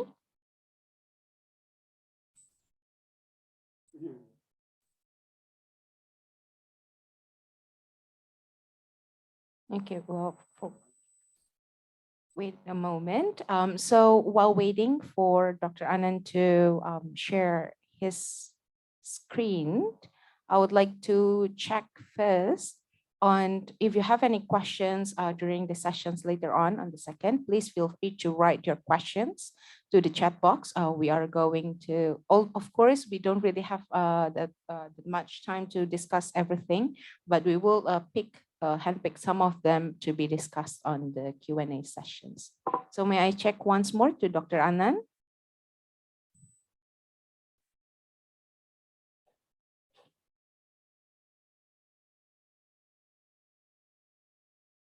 Apologize for the technical issues. May I check with Dr. Anand once more? If not, then we are going to. Okay, so apologize for the technical issues. Then. Hello, I'm sorry. Don't worry, Dr. Anand. Do you want me to share the screen or you are going to share yours, Dr. Anand? I am going to try to share it myself. Sure. Let me see if that's going to work. I apologize. Yeah. I had technical delay. And may I check whether you have turned on your camera for a sec? Yes. Okay, that's amazing. Okay, sure. Okay. Great, thank you. I'm just going to share the screen here soon. Hopefully you can see it. Yeah.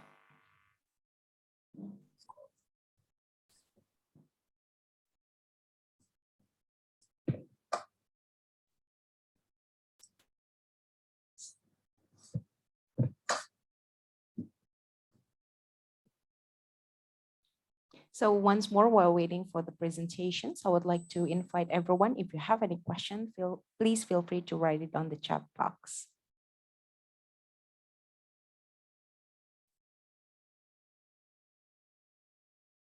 Okay, it's now loading. Okay, apologize. Probably this is the Word documents that you are sharing. Yeah, sorry about that. Hang on a second. Do you see it now? No, it's still the Word file. Okay, now it's working, showing your presentations. Thank you. And without further ado, I would like to give the screen to you, Dr. Anand. Thank you. Okay, thank you very much. Apologies again for the delay. So today I'm here to talk about the VLEAP to Gender Toolkit, where we are developing a gender toolkit to promote gender inclusive workforce in renewable energy projects in Vietnam. So I am Dr. Anand Chikatur, the Chief of Quality, which is basically a team leader at the USAID Vietnam Low Emissions Energy Program. This is the second phase of the program, so I will talk a little bit about the program itself and then talk about the gender tool. Okay, so let me just talk about the introduction quickly. Both programs, there's two phases of this program, VLEAP, and I'm going to be focusing on the gender toolkit that was developed under the VLEAP program, which is from 2015 to 2021, that was focused on support to the Ministry of Industry and Trade in Vietnam. The focus of that program was primarily on power planning, renewable energy policies, and energy efficiency. There's a phase 2 of this program, which is VLEAP 2, up until 2025. And the focus of that is on basically 3 elements. One is increasing the deployment of advanced energy systems, improving energy sector performance, which has to do with planning and renewable energy grid integration, and then increasing the competition in the energy sector. And in that context, the entire idea is to improve the private sector investment and deployment of the power sector of different types of clean energy systems, supporting the project design for clean energy developers and providing technical assistance to lenders to help their investment. In terms of the sector performance, I already said it's about energy planning, supporting the technical assistance and grid integration for dispatch of variable renewable energy. On the competition side, we're focused on finalizing the direct power purchase program in Vietnam, and that program is basically one that's going to be developed and finalized by the Ministry of Industry and Trade, and the focus there is to support the corporates with their renewable energy obligations. Many of them have made commitments, and so the focus is on that. And finally, there's a focus on engaging in workforce improvement, in procurement, and on capacity building on competitive procurement. There's a cross-cutting task that goes across the board, focused on promoting innovation, incubation, and inclusion. So in that side, I just want to point out that over the several decades and years, there's been lots of really important progress that's been made in Vietnam on women's empowerment and increasing diversity. But there's obviously still more opportunities to balance the gender and diversity measures in the sector. So our work is going to be focused on 3 elements on this part. One is to increase the diversity of the sector workforce, to support the recruitment and retention of women, minorities, and disadvantaged people in the energy sector workplaces, and to increase promotion and leadership opportunities for women, minorities, and disadvantaged persons. So the idea is to increase diversity, support recruitment, and then, of course, provide them with leadership opportunities. So under VLEAP 1, the first phase of the program, we started off with developing a gender toolkit. And the main purpose of that was to assist in the employment of semi-skilled and unskilled local women at project sites. As you know, Vietnam has been a success story in many ways in really increasing the clean energy deployment over the last 2-3 years. It practically went from about nearly 0 megawatts of solar energy in 2019 to about 16 gigawatts of both utility scale and rooftop solar by the end of 2021. So that's a significant amount of solar energy that was put in over the last 3 years. So our idea at that time, this was around 2017 or so, was to really see how we can help women to be more attracted to these types of workplaces and really work at the project sites in these large-scale renewables. So we undertook a series of steps to make that happen. We did a literature and regulatory review on what made sense. That really focused, that resulted in a focus on enabling gender-inclusive workforce. That was our analysis basically indicated that that was a key issue, especially in local communities where these solar and wind projects were being made. Then we did a number of stakeholder interviews and mapping to identify what the issues are. And then we identified the scope of this toolkit. And that basically the scope looked at human resource management, with really focus on recruiting, training, and protecting unskilled and semi-skilled local women workers in these projects. Finally, we did a drafting of the toolkit that consisted of good practice guidelines, checklists, and references to actionable sample templates. The toolkit was finalized in fall of 2019, and we had basically planned on a broader rollout by spring 2020. With all of the project developers and human resource personnel amongst these project development owners and developers. Unfortunately, due to COVID, we were not really able to undertake the broad dissemination of this toolkit. We did disseminate it virtually. We had several meetings with project developers where we shared this toolkit. And it was actually well received, but then we were not able to get beyond that, primarily due to the COVID-19 impacts. So the idea was that after a broader sharing, we would have looked at the results evaluated how this toolkit would have done and refined the toolkit. So part of this is that in our current project, we're basically embarking on doing this broader dissemination and looking at how to make it better for the project developers. So in general, the toolkit that we developed offered 7 distinct tools that focus on best practice guidance on gender inclusive training, recruitment, and worker protections. So I'm not going to go into all of this, but here are basically there were 4 different tools that focused on recruiting and developing talent, and then 3 different tools that were focused on gender inclusive protections.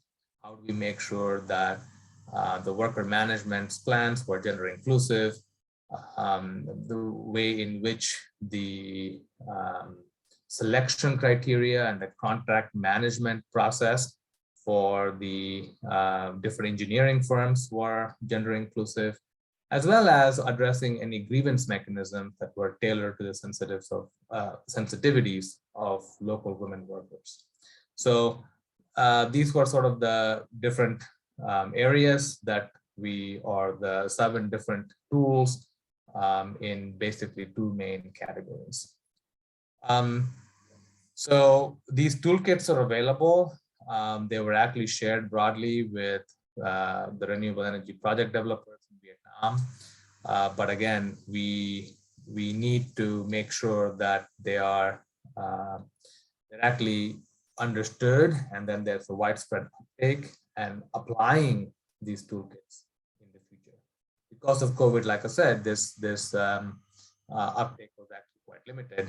So therefore, in VLEAP 2 now, what we're now doing over the next 5 years is to revisit and retake a look at the gender toolkit, evaluate what maybe the changes have happened over the last 2 to 3 years, update the toolkit, and then disseminate it across Vietnam, as well as more broadly across the region. So we really want to incorporate the lessons learned from the toolkit dissemination into VLEAP 2, as well as other broader USAID activities as well. So we have a specific task in our work plan under VLEAP 2, and that's really focused on an inclusive and diverse energy sector workforce in Vietnam. So that's aimed at 2 main activities: enhancing gender equality and identifying gender energy equity opportunities more broadly, not just on gender equality. So on the first element, it's focused on increasing the talent pipeline. How do we make sure that there's more women and girls who are interested in the energy sector, who have the relevant education to participate in the clean energy workforce of the future? How do we make sure that the employers are really looking at increasing the recruitment of women into their workforce, and make sure that that any workplace policies and practices amongst these new corporations, the new clean energy workforce, can be addressed. In terms of energy equity, we're looking at this not just on gender, but more broadly on disadvantaged populations. So we're looking at how do you increase the workforce opportunities for the disadvantaged populations in general, that there is the benefits and the impacts are equitably distributed across the different communities that's impacted by what's going on in the clean energy. So these programs are underway. They're just starting to happen now, and we are working very closely with both the public sector, which is in the ministry, as well as the private sector in Vietnam, to make sure that these goals that we have are really turned into reality.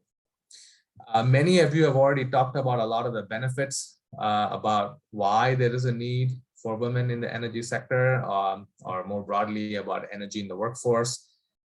So I just want to leave it with this slide here, just indicating the benefits. So this is the reason why we're doing this all. This is sort of the ultimate goal, because by having a more diverse, more inclusive workforce, It really does improve business performance, boosts innovation. Any labor shortages can be addressed, as well as it increases the community buy-in for these new clean energy technologies coming into the system. So let me leave it there. These are just contacts of myself and a number of staff who are leading this activity. Thank you so much, Dr. Thank you so much, Dr. Anand, for your presentations we have heard from you. And I think the FELIP does represent the available tools that we have probably in ASEAN, one of provided in ASEAN member states, which is in Vietnam, to provide best practices on gender inclusive recruitment, training, and worker protections as well. And indeed that it shows that by increasing work opportunities and equitable distributions, there are 4 benefits that you highlighted previously. And I think this is something that we should rethink together, and in order to integrate better gender responsive policy especially in the renewable energy sectors. So we will get back to you, Dr. Anand. Thank you so much for your presentations, and for the discussions we will once get back once we have the other speakers talks about it as well. So after now we are hearing from the workforce perspective. Now probably we need to hear it as well on the accessibilities of the finance. So we have here Ms. Gabriela Iananto with Ms. Crescencia Valentina from the ASEAN Climate Change and Energy Project from ACE. So without further ado, I would like to invite Ms. Gabriela to the screen. Okay, thank you, Amira. Hello, everyone. Good morning from Jakarta. My name is Gabriela Inanto. I'm the Associate Communications and Media Officer of ASEAN Climate Change and Energy Project, or ACCEPT. I would like to thank the organizer for inviting ACCEPT to share our view. Can I ask my colleague to put up the slide?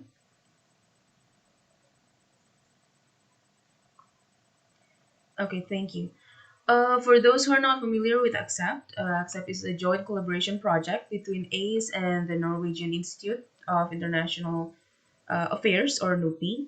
And funded by the Norwegian government, this 34-month project aims to improve the coherence between the ASEAN energy and climate policies, contribute to more climate-friendly development of the energy sector. In this opportunity, I will be delivering a joint presentation with my fellow researcher in ACCEPT, Crescencia Valentina, on the financing energy accessibility through gender lens. Next slide, please. Women hold a central role in society. In the smallest unit of community, like family, for example, women are the caretakers who are responsible for the education and health of children through seemingly normal activities like cooking, doing laundry, cleaning the house, teaching the children, and other activities that drive the economy of a nation in larger scale. Although women are the symbol of wealth and power, the world has been struggling with gender inequality since forever. It is true that there is increasing awareness on this issue. However, there is still an alarming gender inequality in various sectors of the economy and energy. In ASEAN, for example, women's participation in the labor force is only 56% in 2021 compared to 79% of men. Women are also major domestic energy consumers, which are mostly sourced from fossil fuels, where it significantly accelerates global warming. And besides environmental concern, women's health and resilience is further challenged by the widespread use of harmful fuels in industry and households. Next slide, please. In the energy sector, the women employment rate is even lower. The number of male recruits are significantly higher than female recruits in the energy sector, for example, like the electricity and transportation industry. As seen in the graph here, female participation rate as support staff is only 37%, while only 12% are working as executives. There is a clear downward trend of female recruits as the recruitment ladder progresses. In other words, although there is a rapid growth in energy demand, very few women gain economic benefits from energy-related economic activities. According to the ASEAN General Outlook published by the UN Women, access to resources and energy remains highly gendered. As of 2018, 224 million people in ASEAN still lacked clean cooking fuels and technologies, where women's health are disproportionately at risk as the major domestic energy consumer. The study even highlighted that the poorest rural women are the most deprived in access to clean fuels in all countries. Besides the gender gaps, these statistics indicate that the inadequate energy infrastructure hinders the women's ability in doing daily household chores efficiently. Consequently, it limits women to productively use their time to be an entrepreneur or a career woman. Though other factors such as level of education is also crucial in building the women's capacity to enter the workforce or formal sector and higher valued informal labor, the access to clean energy and electricity is the key enabling factors in boosting the overall economic productivity, such as reducing time burdens, receiving higher income, increasing educational and entrepreneurial opportunities. I'll stop here for a moment and I would like to invite my colleague Presencia to continue the presentation. Thank you. So women can be considered the center of energy-intensive family activities. The average home spends around 4% of energy on cooking, 13% of energy on cleaning, 47% on heating or cooling, and 12% on lighting. Of course, the proportions might differ slightly in different countries and rural communities. On a macroeconomic scale, energy is central to boost productivity and promote the growth of new economic sectors, which will lead to increased social and economic growth. However, rural communities face challenges in limited energy access, which is caused by the lack of energy infrastructure development. The lack of energy infrastructure development results from the high cost of resource transportation and low population density in rural communities. Furthermore, gender equality that is deeply entrenched in gender roles further hinders the creation of economic activity. The graph below shows the percentage of electricity access in rural communities in ASEAN, in which electricity is the most used form of energy in households. Despite the massive development, only a few countries have reached a 100% electrification rate. As per 2017, according to the International Energy Agency, 65 million people in ASEAN remains with minimum or no access to electricity. Therefore, much work still needs to be done in energy access in rural communities. Therefore, we should address the barriers of energy infrastructure, starting from energy access. One way to do it is through electricity. Electricity access serves as a pivotal role as an income multiplier, as well as a catalyzer for women empowerment. Energy provision comes in stages, starting from small electricity generating equipment, such as kerosene lamps or biomass stoves, before progressing into small PV panels or electricity generator sets. And finally, all of these appliances can be connected to the regional grid or mini-grids. Tackling energy access problems from the ground up will aid rural communities in accessing electricity. With little to no time wasted on conventional electricity generation methods such as firewood collection or manual manpower work, more time can be allocated by women towards improving education, health, and employment in general, in which all of these activities will drive the economy. However, the current barriers of gender energy access programs revolve around financing. Gender energy access programs are mostly financed through two ways. First is through funding through banks, and second is through donations, development funds, and also private investments. Banks are the main source of funding for major energy projects in Asia.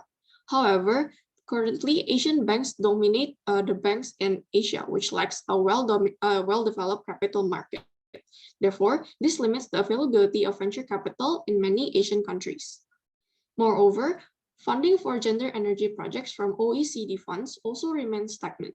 As we can see in the following graph, despite the increase of funding accrued for gender-related projects in ASEAN, the funds for gender energy projects in specific only make up a very small percentage, which is also very stagnant.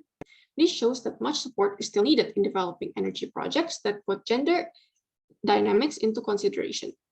This data, among other key findings, will be available in the ASEAN Gender Energy Report, Development Finance, which will be launched on 28th of March 2022. Furthermore, the percentage of donations and investments from official development assistance funds to the energy sector is only 2 to 11%. The investments are also highly concentrated, in which 93% of total finance reported is only from the following 10 government agencies. Despite the challenges, we have seen several gender energy access programs flourish in ASEAN. Today, we will be highlighting 4 programs, namely in Indonesia, Cambodia, Myanmar, and also in the Philippines.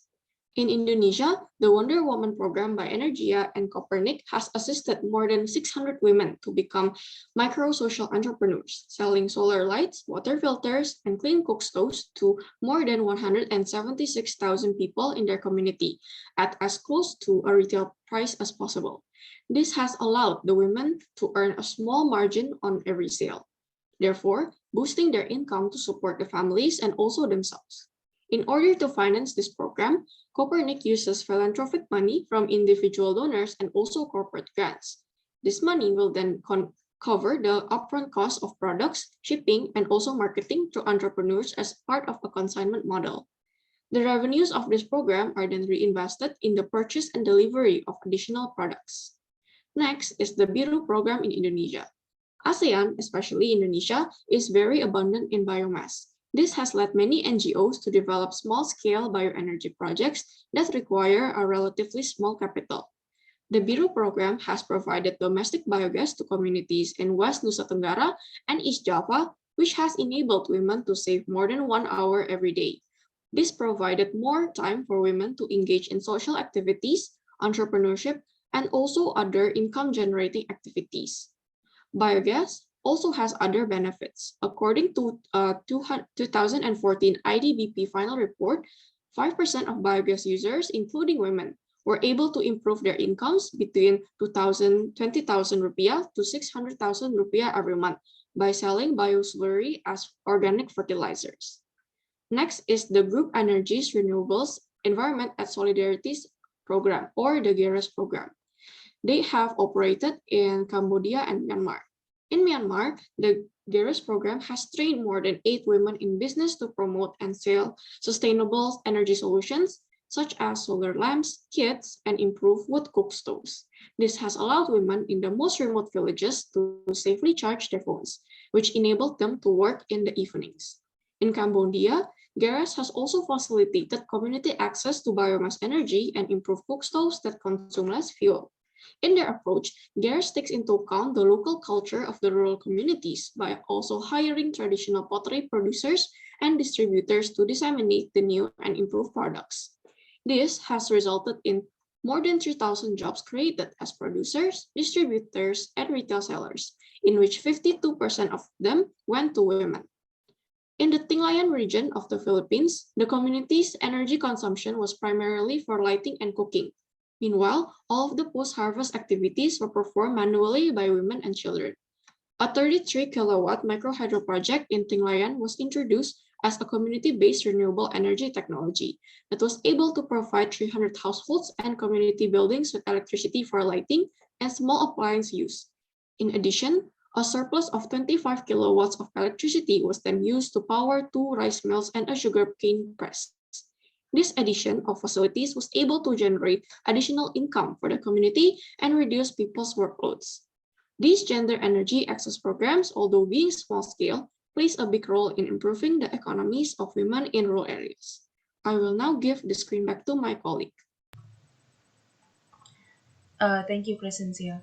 So what is the way forward?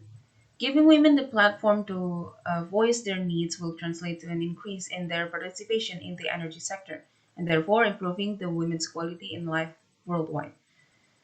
Our soon-to-be published article on financing gender energy access programs in ASEAN, progress and challenges, provides several recommendations on the way forward. To increase financing towards gender energy access programs in ASEAN, a roadmap for planning and reporting the outcomes for gender energy access programs must be created. This will assure investors that they are indeed financing the improvement of gender equality. In addition, business models must also be developed to attract private investors, with a heavy focus on research and development as well as partnerships between all stakeholders. Noting on the importance of capacity building of women in rural areas, we must also not forget to increase the participation of women as they hold a major role in the development of gender energy access programs. The implementation of microcredit financing can further provide capital to poor women who were previously viewed as a bad credit risk. Next slide, please. It is clear that accelerating the energy transition requires collective efforts regardless of gender.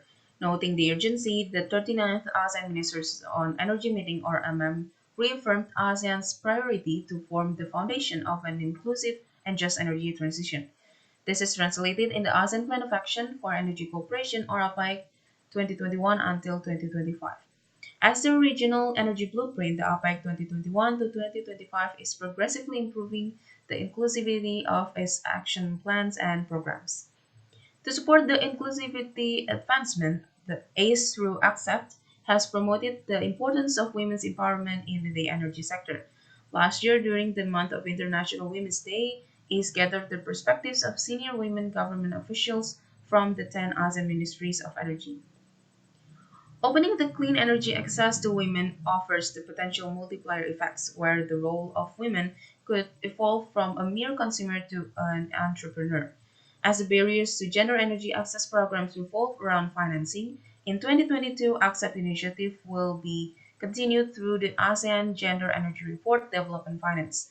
This report explores the question, have the government and donor institutions provided enough support for energy development initiatives in ASEAN? Specifically initiatives that consider gender elements in their programs. The objective of the report is to evaluate the funding received for gender and gender energy related projects from 2010 to 2019 in ASEAN. It also aims to unravel the rarely discussed interplay between gender equality, energy access, and economic improvement in ASEAN. Planned to be launched on March 28th, the event will consist of a presentation of the report by the lead author, followed by a moderated panel discussion. The launch event is expected to provide in-depth insight about the report as a consideration for ASEAN policymakers in planning financial and investment needs in gender-related energy projects. Moreover, the women-only panelists are hoped to empower women to join forces and advance the energy transition in ASEAN and beyond. That's all from us. Thank you very much for your attention and have a good day. Thank you so much, Gabriela and Crescentia, for your presentations. So from your presentations, we learned that the concentrations of investment and accessibility of the finance itself, it's very limited, especially to support the woman participations in this emerging market. And we also heard from you that despite the challenges, there are some success stories of the gender energy access programs.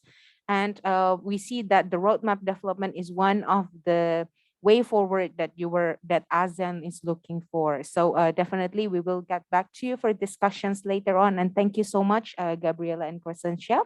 And now we are moving on to our last speakers for today's workshop, which is going to be presented by Ms. Louise McSorley from the ASEAN Development Bank.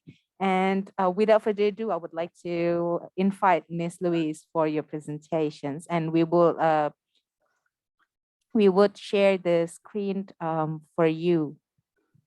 Thank you very much. Yeah, Ms. Louise. Thank you very much, Amira. Thank you. Good afternoon or good morning, everyone. Hello from Brisbane, Australia, where I'm speaking to you from the land of the Kabi Kabi people, the traditional owners of the land that I'm standing on. So my presentation today will cover a little bit about ADB, so introduce ADB to you for those unfamiliar, talk about its history of involvement in energy investment and how we are approaching energy investment now. I'll cover ADB's gender policy and how it's applied for energy financing. And I'll share some examples and lessons from projects. We'll take a deep dive into a couple from Indonesia and some of the resources and knowledge products that we have that some of you might find useful. Next slide, please. For those of you unfamiliar with ADB, it's a regional development bank established in 1966 with 19 non-regional and now 49 regional members. Niue in the Pacific Island joined most recently. It's headquartered in Manila in the Philippines. Now, its mission is to achieve a prosperous, inclusive, resilient and sustainable Asia and Pacific region, while sustaining its traditional efforts to eradicate extreme poverty. Now, ADB principally provides concessional loans. So these are loans that are much cheaper than market rate to developing member countries. It provides grants from sovereign funds and technical assistance, as well as equity investments to promote social and economic development.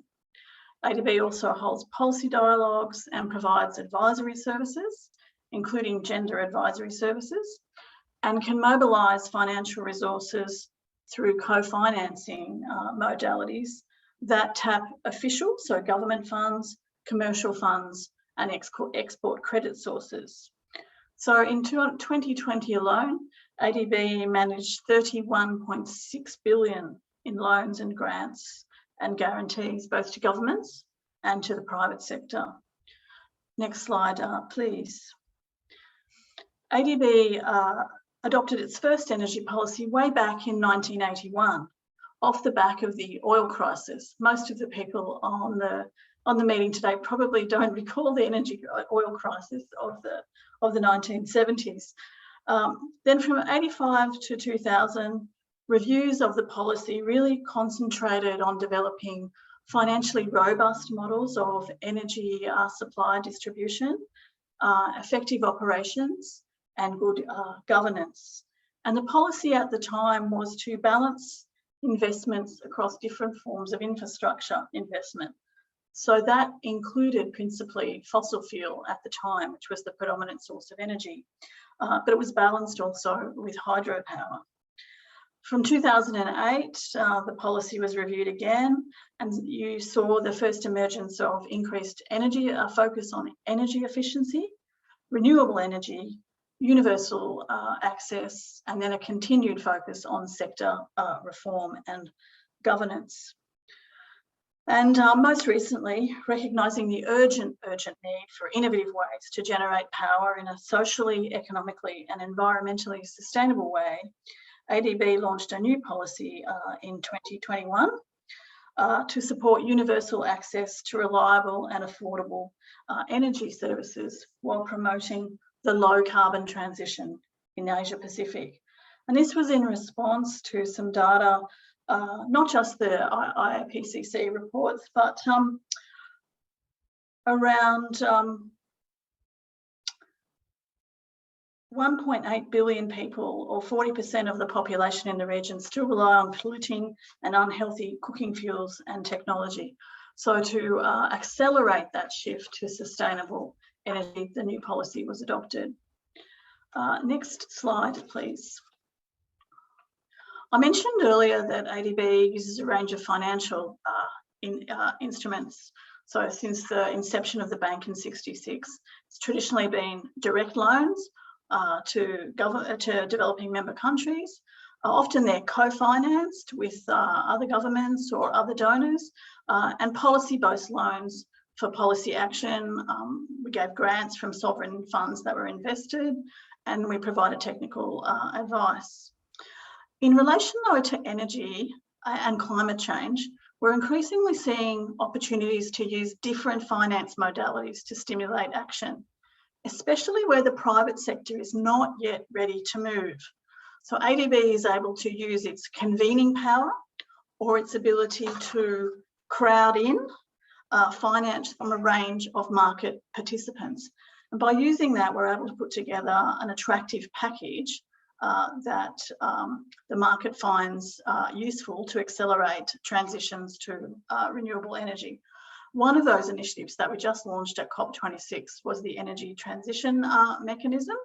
It's now in full feasibility stage, included initially Vietnam, Philippines, and Indonesia. And that's why I'm mentioning it in the presentation today. It's a scalable and collaborative initiative that we developed in partnership with the countries, and it's intended to leverage the market-based approach to accelerate this transition from fossil fuels to clean energy. So again, it's one of those crowding in mechanisms where public and private investments from governments, other multilateral development banks, private sector investors and philanthropists, as well as the long-term institutional investors, will finance country-specific energy transmission actions to retire coal power assets ahead of time. A lot of the coal power assets, particularly in Indonesia, are still quite young and won't in probably our lifetime meet their decommissioning phase. So the plan is with this ETM mechanism is to accelerate the decommissioning. So retire them earlier and then invest in renewable energy. And this is really relevant in the Southeast Asia region because if you look at, say, for example, Indonesia, 62% of the energy in Indonesia comes from coal, and in the Philippines, 57% of the power generation comes from coal, and 90% of the coal-fired power plants in Asia are less than 20 years old. So there is no way that the market itself is going to accelerate a transition away from coal to renewable energy without some incentive or assistance. And so what we're seeing is the emergence of these new types of financial modalities. Next slide, please. Now you might ask or wonder, why are these gender sensitive financing mechanisms, particularly as I haven't yet managed to mention gender or women in my discussion of the finance instruments. And that's because the finance instruments are really just tools. ADB's policies on energy and on gender are the overarching framework.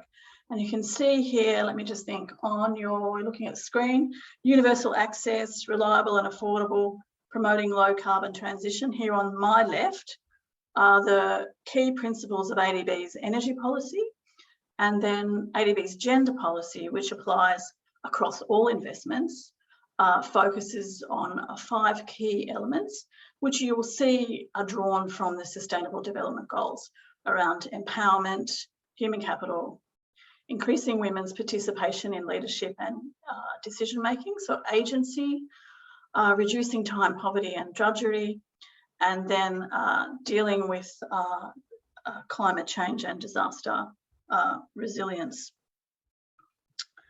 All investment projects are assigned a gender rating under ADB's gender mainstreaming policy, and we have significant targets for all projects to meet. So most of them have to be rated. I think the current figure is about 75 to 80% have to meet the highest gender rating, which means they make a significant difference in closing gender gaps. Just a little footnote before I move on from this slide. The photograph here is a line worker in Tonga, a female. We did a project, a solar energy project in Tonga, co-financed with the government of Tonga. Women were trained to be line workers as part of the overall investment in solar energy in both the main island and the outlying island. Now in Tonga, women aren't usually taking on these sorts of roles because they require a level of, oops, lost my presentation. They require a level of physicality, working at heights or working in trenches and using machinery. And these are not traditional roles associated with women in Tonga. So we were able to tackle the gender bias both within the Tonga Power Corporation and amongst the young women who we were seeking to recruit, and then work also in terms of the messaging for their families. Recruited quite a group of young women who became an informal support mechanism for each other. So that same project also installed solar panels on remote islands to replace diesel fuel generators.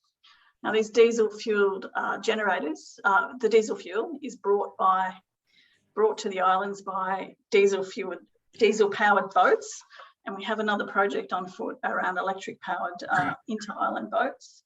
But hello, can you restore the PowerPoint to the slide, to the screen, please, when you get a chance?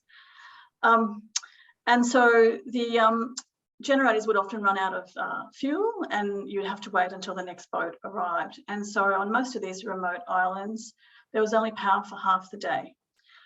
By providing solar power, it extended the hours that power was available, and the project evaluation identified that it increased the opportunity to light the homes so that during the evening women could work on their traditional weaving projects, which also brought money into the home. Okay, so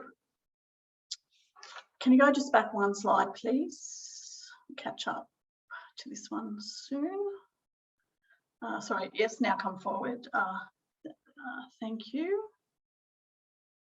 One more forward. Okay. ADB has usually uses about 8 different gender entry points. We approach our investments looking at representation of women, the stakeholders who are involved, what is happening during the infrastructure investments, so the construction labour. We look at the procurement for the construction and for the maintenance and operation.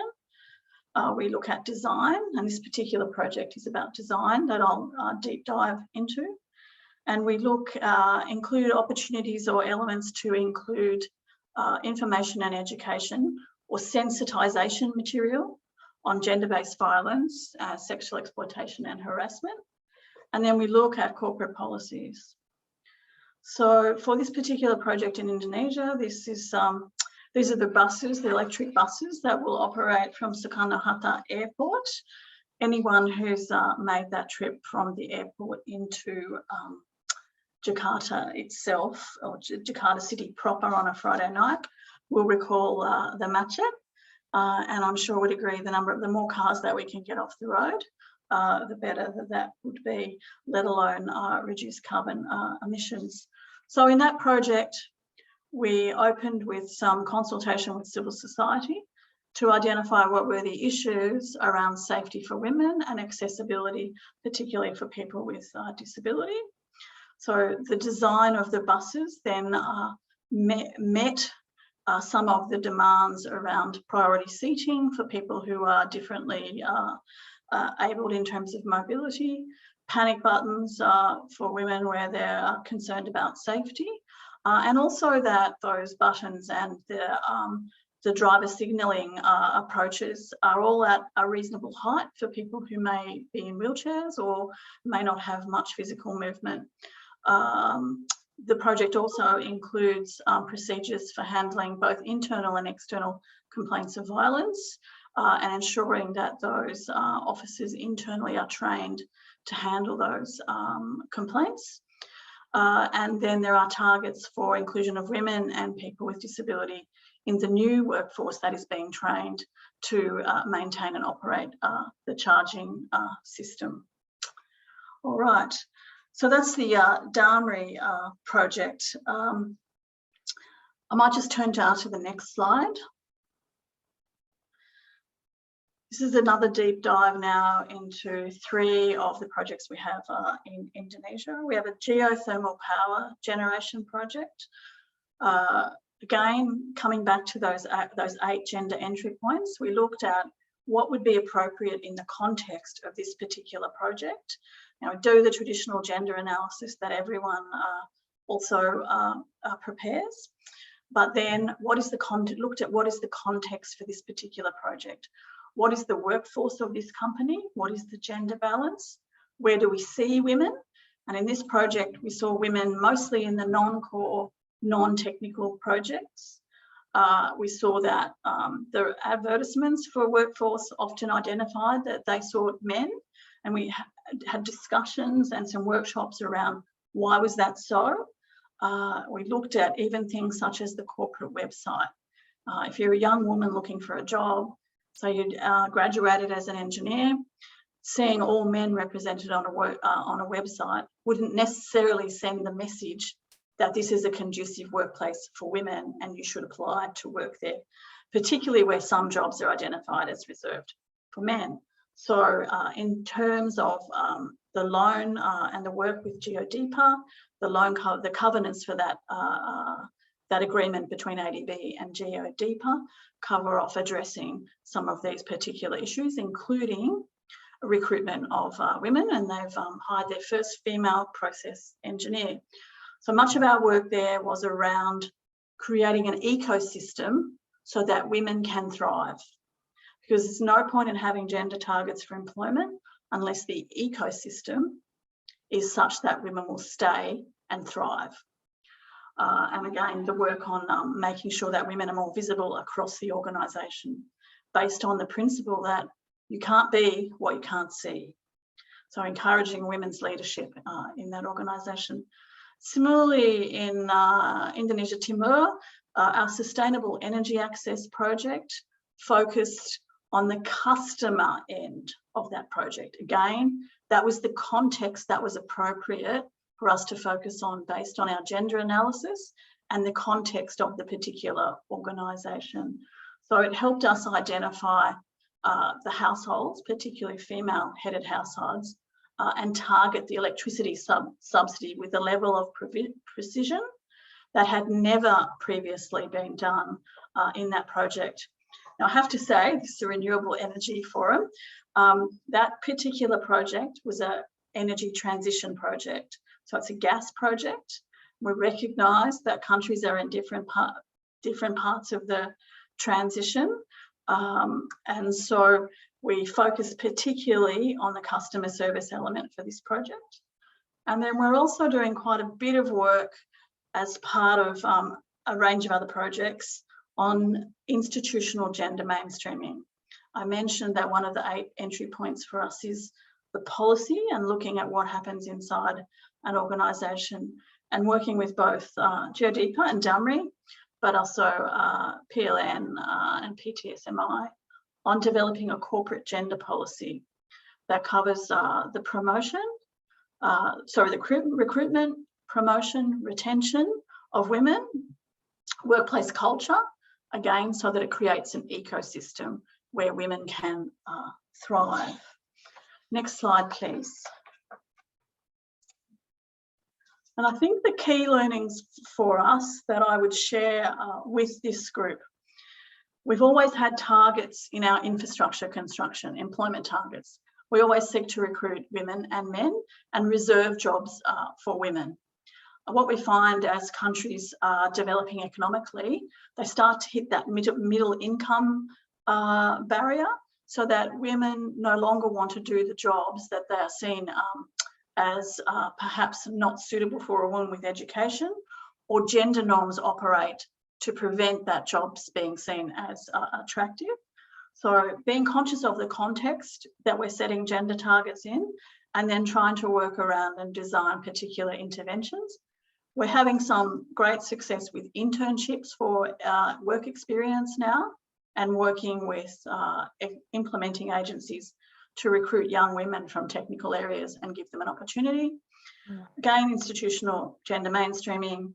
And then we're starting to focus more on just transition and the practical issues for women, which I think we'll be able to draw out in the discussion later on, particularly around networks and distribution, which aren't traditionally seen as areas for gender analysis. I'll refer you all to ADB's tip sheet on gender inclusive approaches in the energy sector, very easy to find on the internet. And on the last slide, I will conclude my presentation by sharing with you some of the energy, not just gender, but energy products or knowledge products that we have on renewable energy, so that if you're working as a gender specialist, you can actually get across the technical aspects of the technology. So thank you very much. Yes, thank you so much, Ms. Louise, for your presentations. It's nice to actually hear that there are some kind of like gender-sensitive finance mechanism that has been developed and discussed in the ADB as an institution, and trying to support some of our ASEAN member states as well to accelerate the renewable energy deployment, as well as assisting the capacity building as part of the just energy transitions in this part. And we also recognize that there are also some innovative regional finance facilities that you think is part of the recommendations, and well noted on that. So I would like to invite our speakers, Dr. Anand and Ms. Gabriela, to join us in the discussions, because we have some questions here available for us to discuss. So may I ask Ms. Gabriela and Ms. Crescencia, Dr. Anand, to join here under the discussion. So probably I'll proceed to the first questions here that we have. So from Ms. Tanya Urme from Marduk University. So she mentioned that the goal is to incorporate women in all project stages. And probably I would like to intend this question to Dr. Anand. She mentioned that, is it crucial to gather data on the dynamics of productive use of energy and women's role in it, and which then help design suitable policies for livelihood initiative in the renewable sectors? So what do you think about this approach, and what is currently happening in ASEAN countries? But probably instead of ASEAN countries, probably we can take a look at it at the Vietnam perspective, because you know, the FILIP itself is developed particularly for Vietnam. So Dr. Anand? Yeah, I think in terms of the different technologies, I think there is there is going to be a clear change in the types of technologies that were used in the past in the energy sector compared to the past. As such, I think that there is actually a strong opportunity in many ways for women to take the lead, to be part of this new energy transition. So in that sense, I think there is an important role. There's a strong role for the, for women and disadvantaged minorities and others to play a key role. A change of this type, I think, is an opportunity. Yes, it's not going to be easy, but I think it's not also, at least it's a change. So there's an opportunity for women to take the leadership. Part of our job and part of what we're doing is really trying to help here in Vietnam, trying to help the project developers, the financiers and others to consider ways in which gender equity is included in the project development. As was mentioned by our colleagues at ADB, this is really an important issue. There's a success in the future is reliant on women or greater women's involvement in the workforce. I think that's an area that we will continue to focus on in that sense. Hope that explains. Yeah, sure. Thank you so much, Dr. Anand. Then probably we could move to Ms. Gabriela. There is a follow-up questions from Ms. Tanya, actually. So the question is, what is, will they increase women's burden in maintaining them, and will women have sufficient training on to use them, as well as probably you can't actually take the questions of what do you think about this approach and what is currently happening on ASEAN countries as part of the regional knowledge hub in ACE. Okay, thank you, Amira, and also thank you, Tanya, for the question.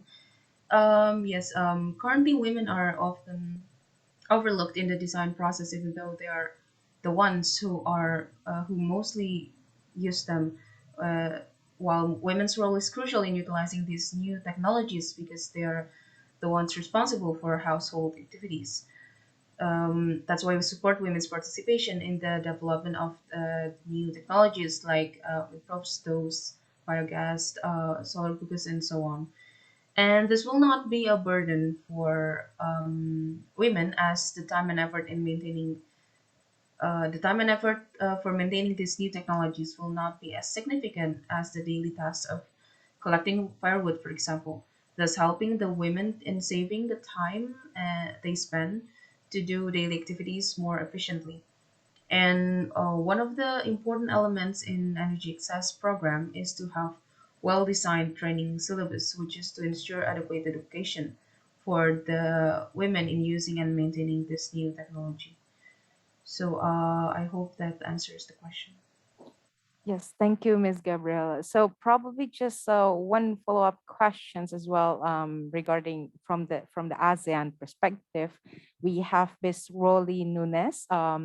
She asked that the issues of gender mainstreaming efforts is usually a hot topic only on March. So how can ASEAN and the government assist women to keep this the pace going on, not only on March? So probably you can address a little bit about it. Right.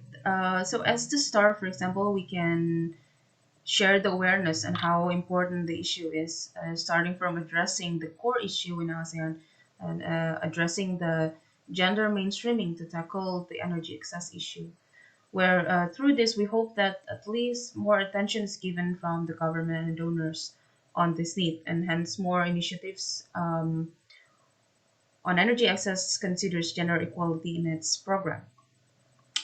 As I highlighted in the presentation as well, mainstreaming women in the energy program, especially related to energy access issue, will ignite the multiplier effect where women's role could evolve from a mere consumer to the entrepreneur. And lastly, on higher level, to take over managerial position in the employment. Yeah, I think I'll stop here.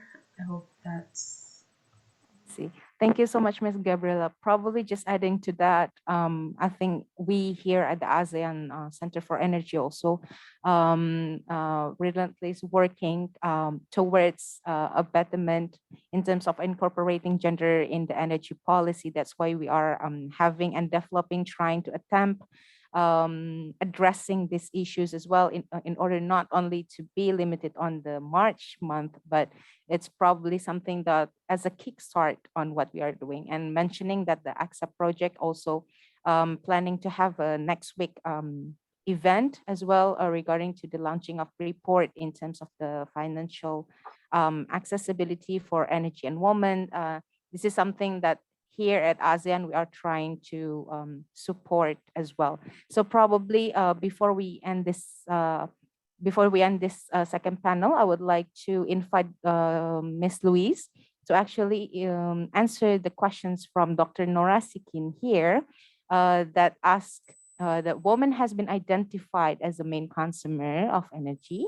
And is there any existing program that could optimize the consumption and give awareness to the woman? But I probably heard previously that the ADB, and of course in your presentations as well, that you mentioned there are some capacity buildings as well that ADB has been supporting on. So probably could you walk it out, give us some ideas, probably further ideas about what's ADB and perhaps existing programs that could optimize this objective. Thank you, Ms. Louise. Thank you very much for the question. And it was probably remiss of me not to touch on it, but there are just so many entry points in our energy investments that I sometimes forget to touch on them all. So I mentioned there are 8 entry points that we generally look at for our investments in terms of where the gender entry points might be. And I talked about stakeholders and communication. And so we do, when I present either to energy engineers or water engineers, I always say, your project is about women. You're engineers and you've trained to design the most beautiful water network or energy network and distribution system. But your project is about women because they are the main users of the product that you deliver. And once you say that, they start to go, oh, okay. So then I ask them to think about women as the end user, and it starts to change the conversation a little bit. And so with a lot of our energy and water projects, we add into the loan covenants, if it's a loan, requirements that the implementing agency, so usually that's the energy agency, is required to deliver a public communication campaign on energy conservation. If it's a new technology, around use of that technology, and that would include also maintenance of that technology. I think the earlier question about are there issues in relation to this new technology that is putting a further burden on women? I actually think there is a need for some time use surveys there to work out through the life of the new technology, how much extra or additional work there is for women and how much it relieves from the earlier, older technology. So we haven't yet done that. We just assume it's there, but we haven't yet mapped it out. So we do a range of energy safety projects, because we see when new technology comes in, sometimes children can be at risk of harm with the technology. And so they are parts of the loan covenant and agreed to by the implementing agency. So thank you for the question. Okay, so thank you so much for your answers, Ms. Louise. Now, probably I would like to extend my gratitude and thank you so much on behalf of the ASEAN Center for Energy for your time to speak, Dr. Anand and then Ms. Gabriela and Ms. Louise for taking the time for sharing us and insights as well on this matters. So just for all participants to know that this session is recorded and will be available for to be accessed through YouTube channel. So please make sure that if you would like to, rewind again what is being discussed today, you can just go to our social media and just look it up at YouTube. Without further ado, to end this discussion sessions, but after this, we would have the way forward on what is being planned ahead for this workshop. So I would like to give it back to Aji for as the MC. Thank you. All right. Thank you, Ms. Amira. We will now proceed to the closing sessions led by Dr. Andi Tirta, Manager of Modeling and Policy Planning of ASEAN Center for Energy. Therefore, I would like to invite Dr. Andi to give his way forward and closing remarks. To Dr. Andi, the time is yours.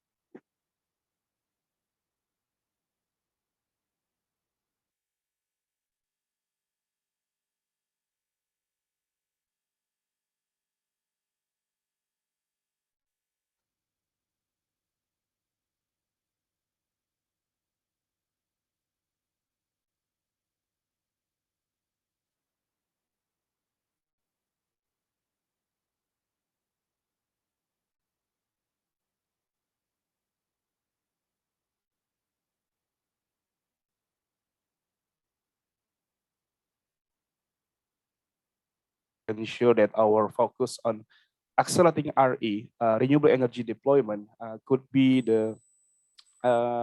could be assisted by the potential support of women.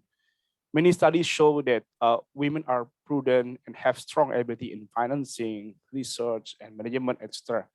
And of course, increasing energy access for women also would give more benefits, such as like reduced time burdens, so more number of activities could be done, increased educational opportunities, higher income, and increased entrepreneurial, like our colleagues in ACE shared before.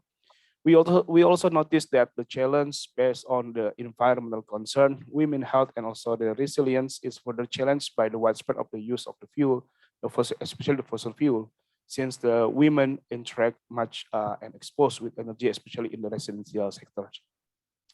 Here, under the ASEAN UNEP, with our projects titled as the Accelerating ASEAN Renewable Energy Deployment. So this is our main concerns. Through gender responsive energy policy roadmap, we are holding this workshop of course, from the presenters, we get many knowledge and share experiences. And of course, the latest findings of the cross-sectoral of renewable energy engineer also been shared here. Of course, and this afternoon, we also planning to have like follow-up by doing the focus group discussions to discuss on how gender responsive could be elaborated more on energy policy development, which the result will be used to develop the roadmap. And of course, we hope that the participants today could gather again, hopefully in our second workshop that planned in the second week of April. You also could bring more colleagues that have same concerns, same spirit that would like to build this roadmap. And of course, the workshop will focusing to RE, entrepreneurship, and also the gender issues. And in parallel, we also will have deep interview to some relevant stakeholders to seek their point of view based on their experience and of course, elaborations. And from those activities, we'll try to formulate the informations and data to develop the action plans. And from the draft of report, we will do also consultations to the ASEAN member states, focal points, to gather the inputs and also consideration as well from the policymaker, how that hopefully, of course, the roadmap itself could be launched and adopted by the AMS as the pathway to develop energy policy and with gender responsive in the regions. The energy policy and action renewable, of course, these things, I believe all of us here believe should be supported. This is important things, and this is a long road. So hopefully we could do it together. So let's do more collaborative works. I think that's all from me. Thank you so much again from UNEP for your support, ACE and also its colleagues, and also the committee today. And thank you all for the participants that that's already shared and also asking and of course joining. And please share these findings, this information, this knowledge that we already exposed here today, that also we will air in our YouTube channels. So please share this message to all your connections or your networks that we are having this roadmap that hopefully will give benefits to all. Thank you so much. Stay safe and healthy. Back to you, Aji.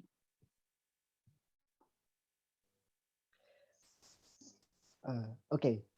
Thank you, Dr. Andy, for your way forward and closing remarks. We have now come to the end of this delightful workshop. On behalf of ACE and UNEP, I would like to thank the distinguished participants and also speakers for joining us today. We are looking forward to see all participants to the next workshop in April. Please stay tuned to ACE social media for further announcement. Wishing you a blessed day, stay healthy amid this pandemic, and stay safe. Thank you.